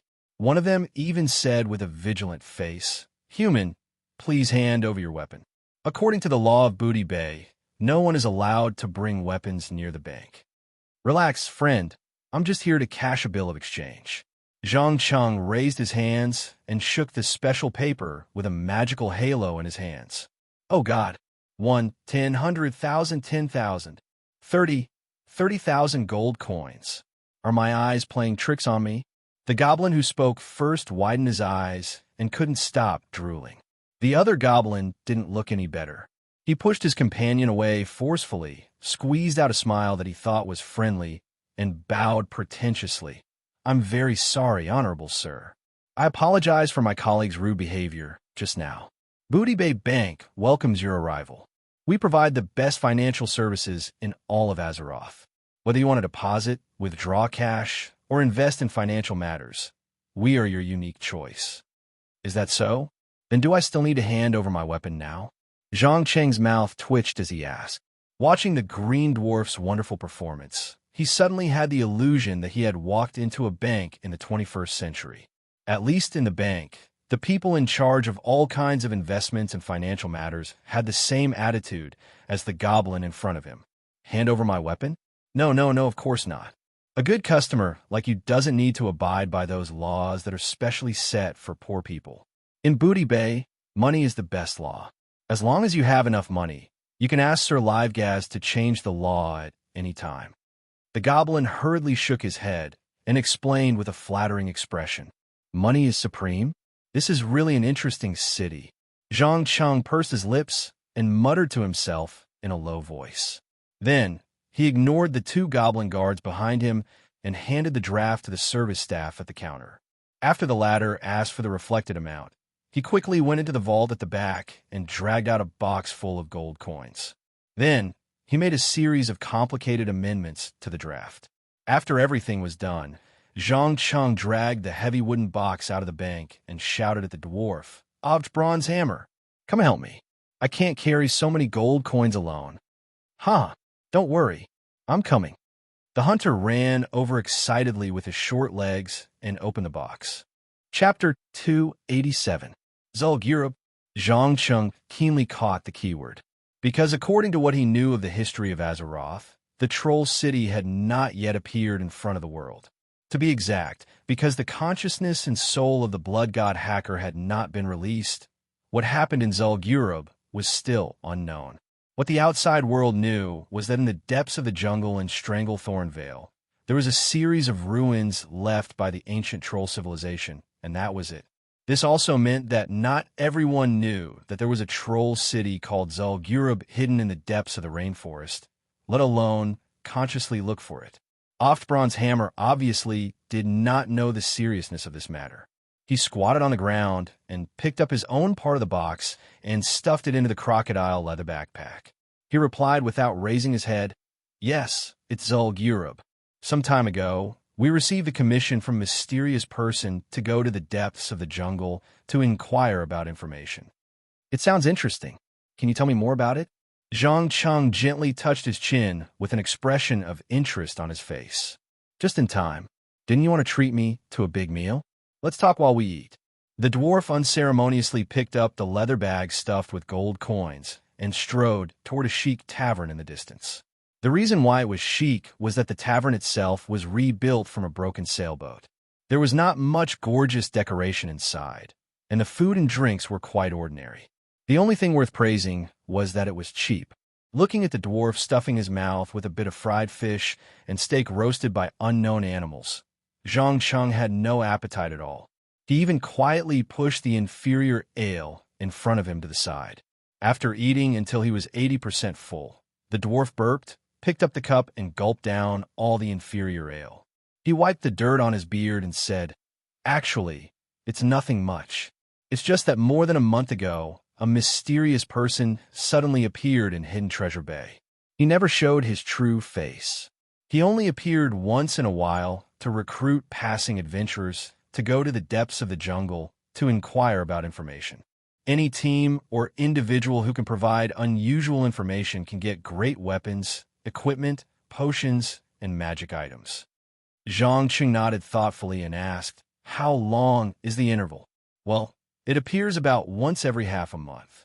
The last time he appeared was 3 days ago. If you want to see him, I'm afraid you'll have to wait for 2 weeks." Oftbron's Hammer shrugged and replied. Just as the two of them were talking, a sudden noise came from the entrance of the tavern. A human uncle with short brown hair, wearing chainmail, walked in. Behind him was a young human girl in her early 20s and two dwarves. After Oft Bronzehammer noticed these people, he immediately stood up and shouted, "Hey, guys, this way. Damn it, Ovch, you secretly came here to eat alone again. Hurry up and confess. How much loot did you sell?"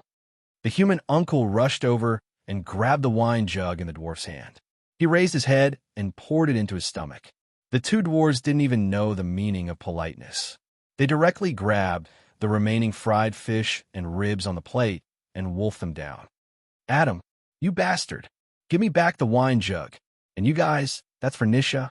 Oft Bronzehammer jumped up and tried to stop his companion's shameless behavior.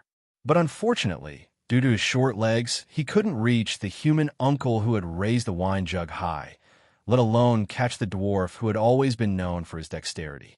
In the blink of an eye, the leftovers on the table were swept clean. Not even a bit of meat was left. After a few minutes of fooling around, the few of them finally calmed down slowly. Adam, who looked like the leader, threw away the empty wine jug and said to the dwarf, "Oft, who is this gentleman? Aren't you going to introduce him to us?" "Him? He is the mage I just met at the market, and he generously bought nearly 1/3 of the loot we have." Oft Bronzehammer gave the answer without thinking. "Mage?" Adam subconsciously raised his eyebrows and looked at Zhang Chung, who was sitting motionless. Soon, he found that the other party was wearing a magic ring that symbolized the status of a member of the Kirin Tor Council on his finger. He quickly stood up and bowed.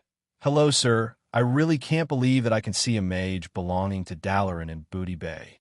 After all, most official mages in the Alliance, especially in human society, often had the corresponding noble title and status. Unless they never planned to return to human society, it was normal and basic courtesy to express respect to a mage. Please don't be so polite. I also appeared near Booty Bay because of some unexpected circumstances. If you don't mind, can you introduce me to your teammates?" Zhang Chung smiled and glanced at the girl and the two dwarves in the team. "Of course, it's my pleasure. This beautiful girl is called Daisy. She used to be a trainee member of the Paladin training camp, but she was later expelled for some special reasons. Currently, she has mastered 2 healing spells and sword and shield combat skills. The two dwarves are twins. The elder brother is called Cliff, and the younger brother is called Rahel. They are quite excellent thieves. As for me, I am a warrior who is good at using 2-handed swords." Although Adam didn't understand why a mage was interested in his adventure team, he still gave a general introduction. "Warrior, hunter, thief, half-baked paladin. The team configuration seems to be good." Zhang Chung narrowed his eyes and whispered. After thinking for a few seconds, he suddenly lowered his voice and suggested, "I have a commission with a generous reward here. I wonder if you're interested?" "Commission? How generous is the reward?" Adam and Oft Bronzehammer asked at the same time. However, the former was concerned about the content, while the latter was more concerned about the income. Zhang Chung smiled meaningfully and put the revised draft on the table. "As long as you can complete my task, all this money will belong to you." All. The dwarf's breathing suddenly became heavy. It couldn't be helped. Maybe others didn't know how much this draft was worth, but he was very clear.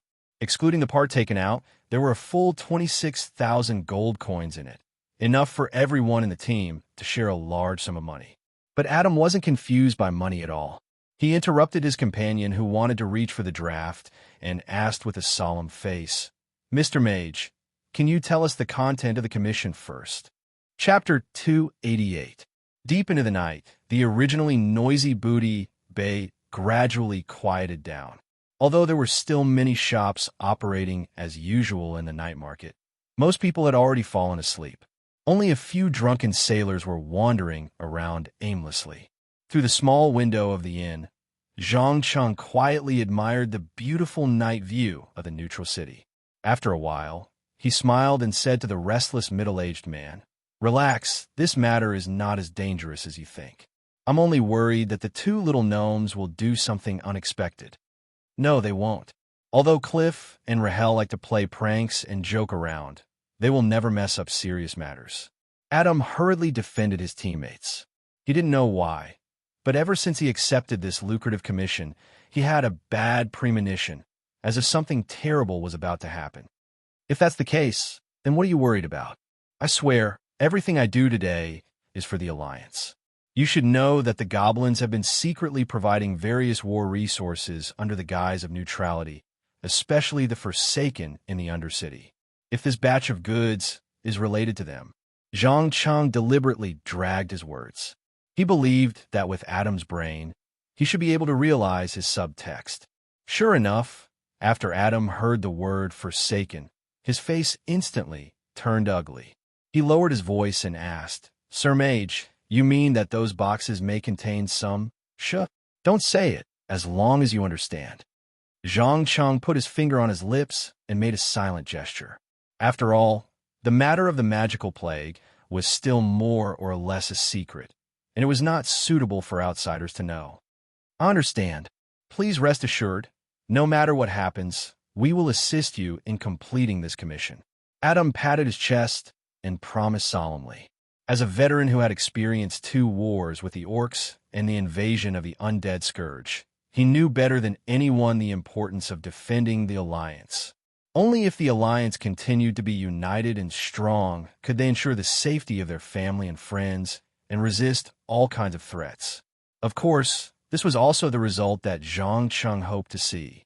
Just as he was about to say something, 2 sneaky short figures suddenly sneaked in through the gap of the door.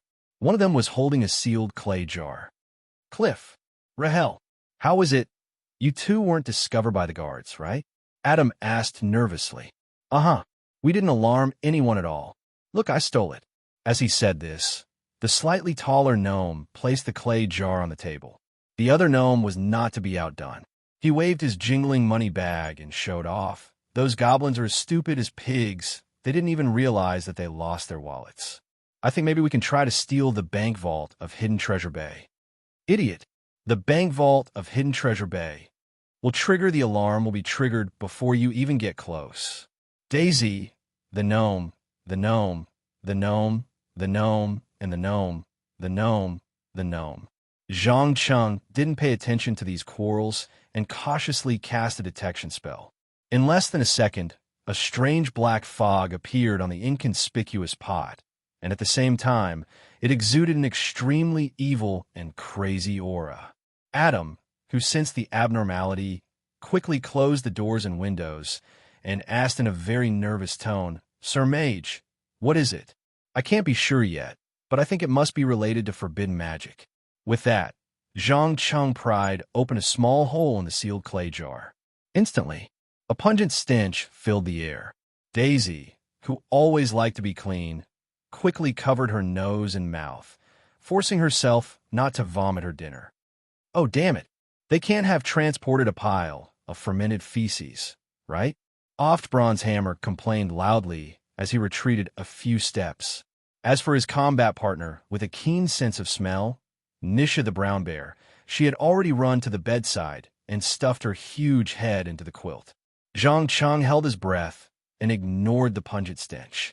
He used a wooden stick to gently pick up the black, sticky substance in the sleeve.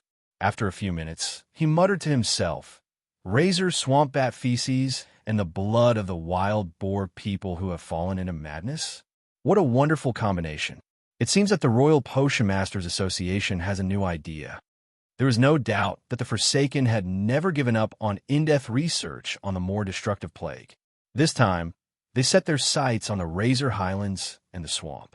According to the mission plot in the game, the feces of the Razor Swamp Bat seemed to be able to make the wild boar people living there fall into a state of frenzy. Horde players could receive an interesting mission in the Undercity that was to collect bat feces, but the reality seemed to be more terrifying than the game.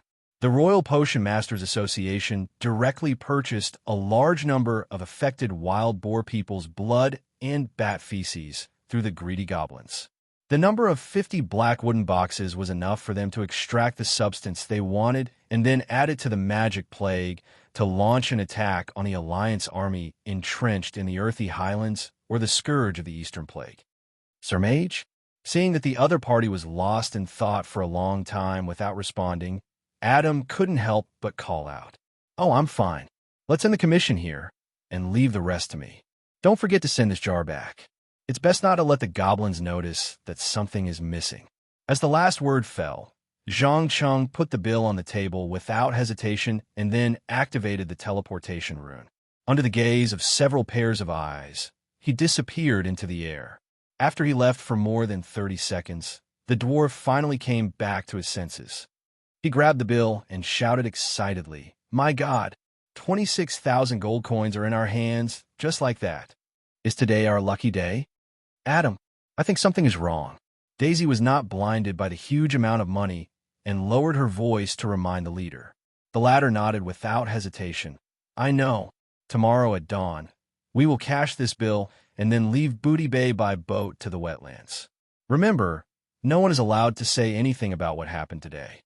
"Understood. Don't worry, leader. I don't want to be on the goblins' wanted list." "Huh. With this money, we can all have a good rest for a while."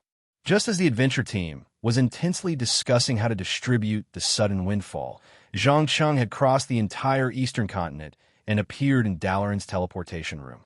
Chapter 289. "Thank you.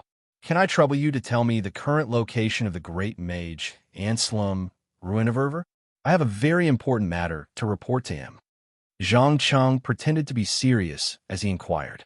Since he did not know how long he had been away, he wanted to first use the information he had at hand to confirm the current situation of Dalaran, especially how many mages of the Kirin Tor Council had returned, whether the Council of Six had been re-established, and so on.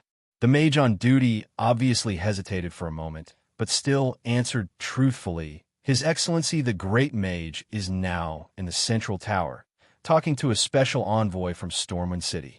Lady Jaina seems to be there too." "Oh, Jaina is here too." A trace of doubt flashed through Zhang Cheng's eyes. He quickly left the teleportation portal and walked quickly toward the Mage Tower in the center of the city. On the way, he found that many of the buildings on both sides of the main road of Dalaran, which were originally in the state of foundation, were nearing completion. Many arcane puppets, flickering with purple light, had also begun to patrol along the brand-new streets. Although the mages were still busy laying down complex magic runes so that this magic city would have a more powerful and perfect defensive ability, in the eyes of the layman, the reconstruction of Dalaran was finally nearing its end. The merchants could not wait to gather in front of the hut that managed the trade, trying to buy the shops and properties that were listed for sale, as well as the magic potions and items that had been produced recently. For a moment, Dalaran seemed to have returned to the prosperous scene before it was destroyed by the Lich King Arthas. Just as Zhang Cheng was about to pass through the crowd, a woman in a white priest's robe suddenly rushed out of the crowd and grabbed his arm tightly. Out of a subconscious reaction, the palm of his other hand immediately released a faint violet light. There was no need to ask to know that in that instant, the arcane missile had been completed and could give the other party a fatal blow at any time. "Don't be nervous. It's me." The woman noticed the fluctuation of arcane energy and hurriedly took off her hood, revealing a small nose and emerald green eyes. "Sophia?" After seeing the other party's appearance clearly, Zhang Cheng immediately showed a surprised expression.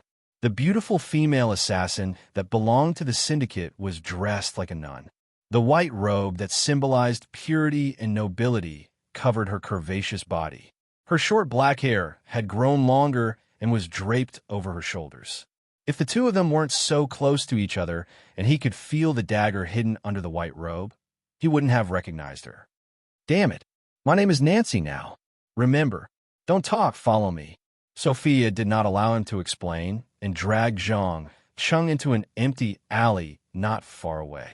As soon as she steadied herself, she asked with a serious face, "Where have you been these days? And how?" "Hee. Looks like you've recovered well. Tell me first, what's with this getup? Are you planning to change your profession to a priest?" Zhang Cheng pursed his lips and teased. "You still have the cheek to ask?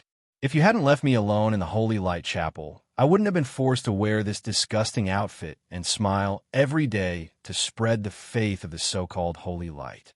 When this matter was brought up, Sophia was instantly filled with anger. She gritted her teeth in anger. "Ha ha ha. Since you don't like it, why don't you leave?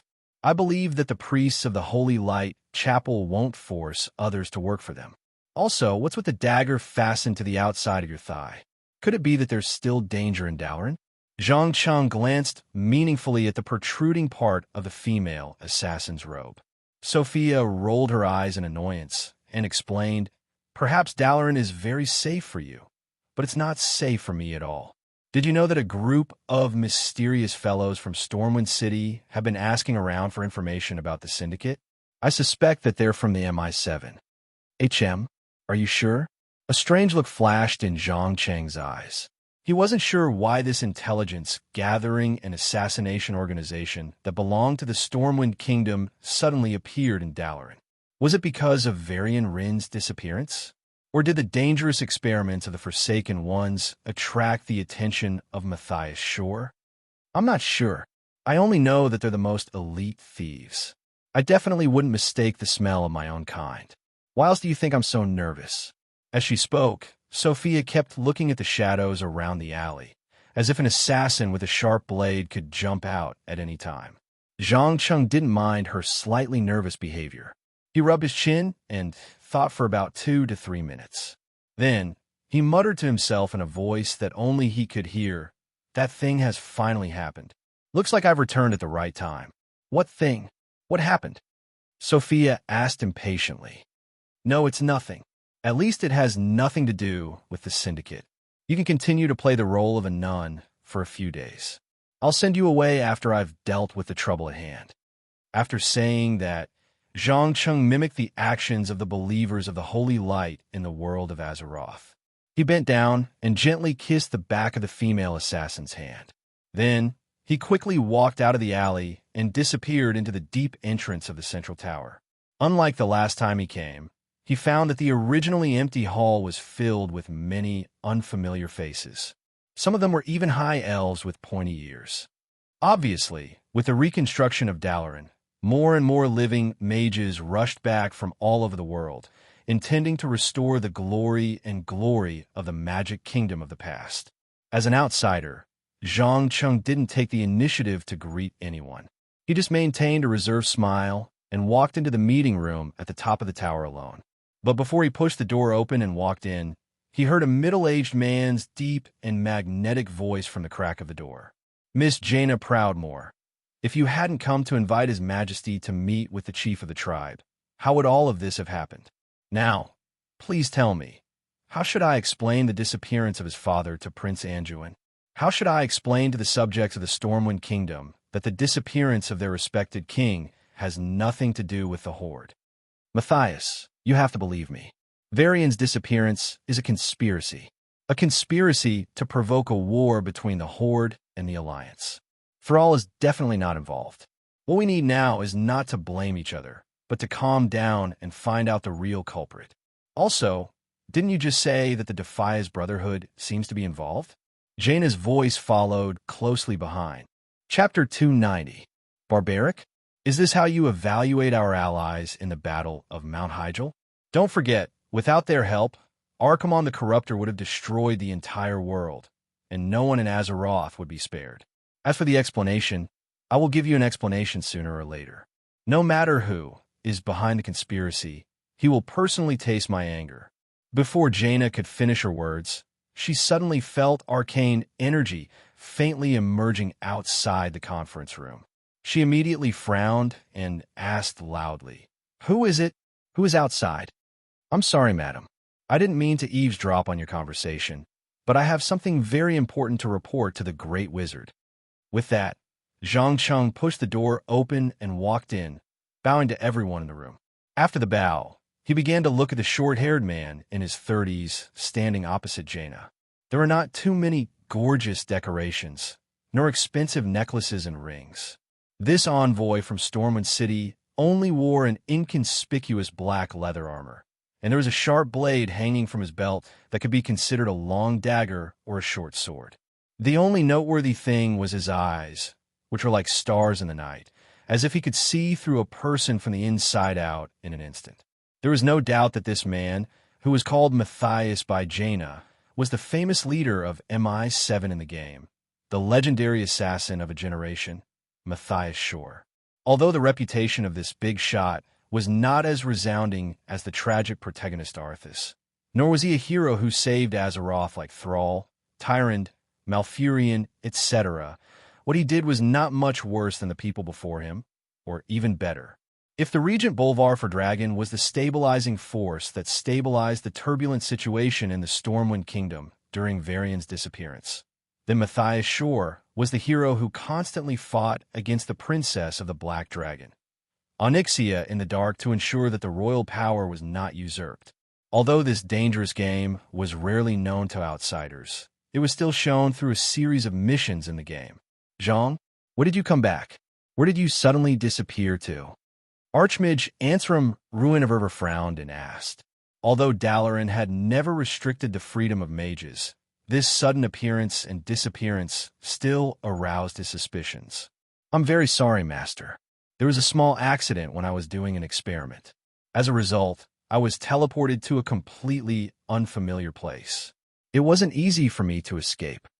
Zhang Cheng, who was already prepared, pretended to sigh helplessly. Unexpected teleportation?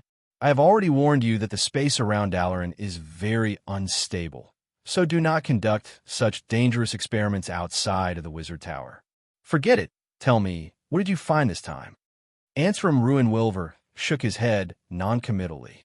Seeing that the great wizard had no intention of delving deeper into the matter, Zhang Cheng couldn't help but secretly heave a sigh of relief. He hurriedly said with a serious expression, "It's the gnomes this time. Passing through Booty Bay on the way back, I found that Richman Rivergaz had delivered some strange black boxes. Out of curiosity, when the guards weren't paying attention, I secretly checked the contents of the box. It turned out to be the blood of a wild boar man mixed with the feces of a razor swamp bat." Razor swamp? The corner of Matthias Shaw's eyes twitched. Do you know anything about it? Ansram Ruin-Wilver quickly turned his gaze to the leader of MI7 in Stormwind City. As far as I know, a lich named Aminer is currently in control of the Razor Swamp and Highlands. He is using evil necromancy to infect the wild boar men entrenched there. Matthias Shaw gave the answer without hesitation. Perhaps Kalendor, strictly speaking, did not belong to the sphere of influence of MI7, but with the huge intelligence network, he still knew some things that happened in the Western continent. What? There's a lich entrenched in the Razor Swamp. Why didn't you tell me earlier? Jaina suddenly stood up from her seat. Theramore was only about 2 weeks away from the Razor Swamp and the Razor Swamp. If it were a sleepless undead, it would take at most 5 days to cross the Dust Wallow Swamp and launch a sneak attack. Matthias Shaw pursed his lips and replied in a rather disdainful tone. Miss Proudmoore, my information will only be provided to the members of the Alliance. But what about you? First, you killed Admiral Dalen, and then you caused the disappearance of the king of the Stormwind Kingdom. Please forgive me for being blunt, but instead of acting like a member of the Alliance, you are more like a spy of the Horde. Therefore, I will not share my information with you. You, Jaina, who had always been good-tempered, began to feel a little annoyed by the continuous targeting, especially when the other party opened the most painful scar in her heart. Enough. All of you shut up. This is not the place for you to quarrel. Ansram Ruin-of-Ever loudly stopped the further escalation of the conflict between the two, then continued to say to Zhang Cheng, "Go on. Tell me everything you know." "As you wish, Master." Zhang Cheng glanced meaningfully at Jaina, whose chest was heaving violently. "Actually, it's nothing. Do you still remember the research of the Royal Potioneer Association of the Forgotten? The things in the black box were most likely ordered by them. You should know very well what the goblins are like. As long as there are enough benefits, it is not impossible for them to open a portal to welcome the arrival of the Burning Legion." "You mean that the Forgotten are strengthening their magic plague?" The great mage's eyes burst into a terrifying light.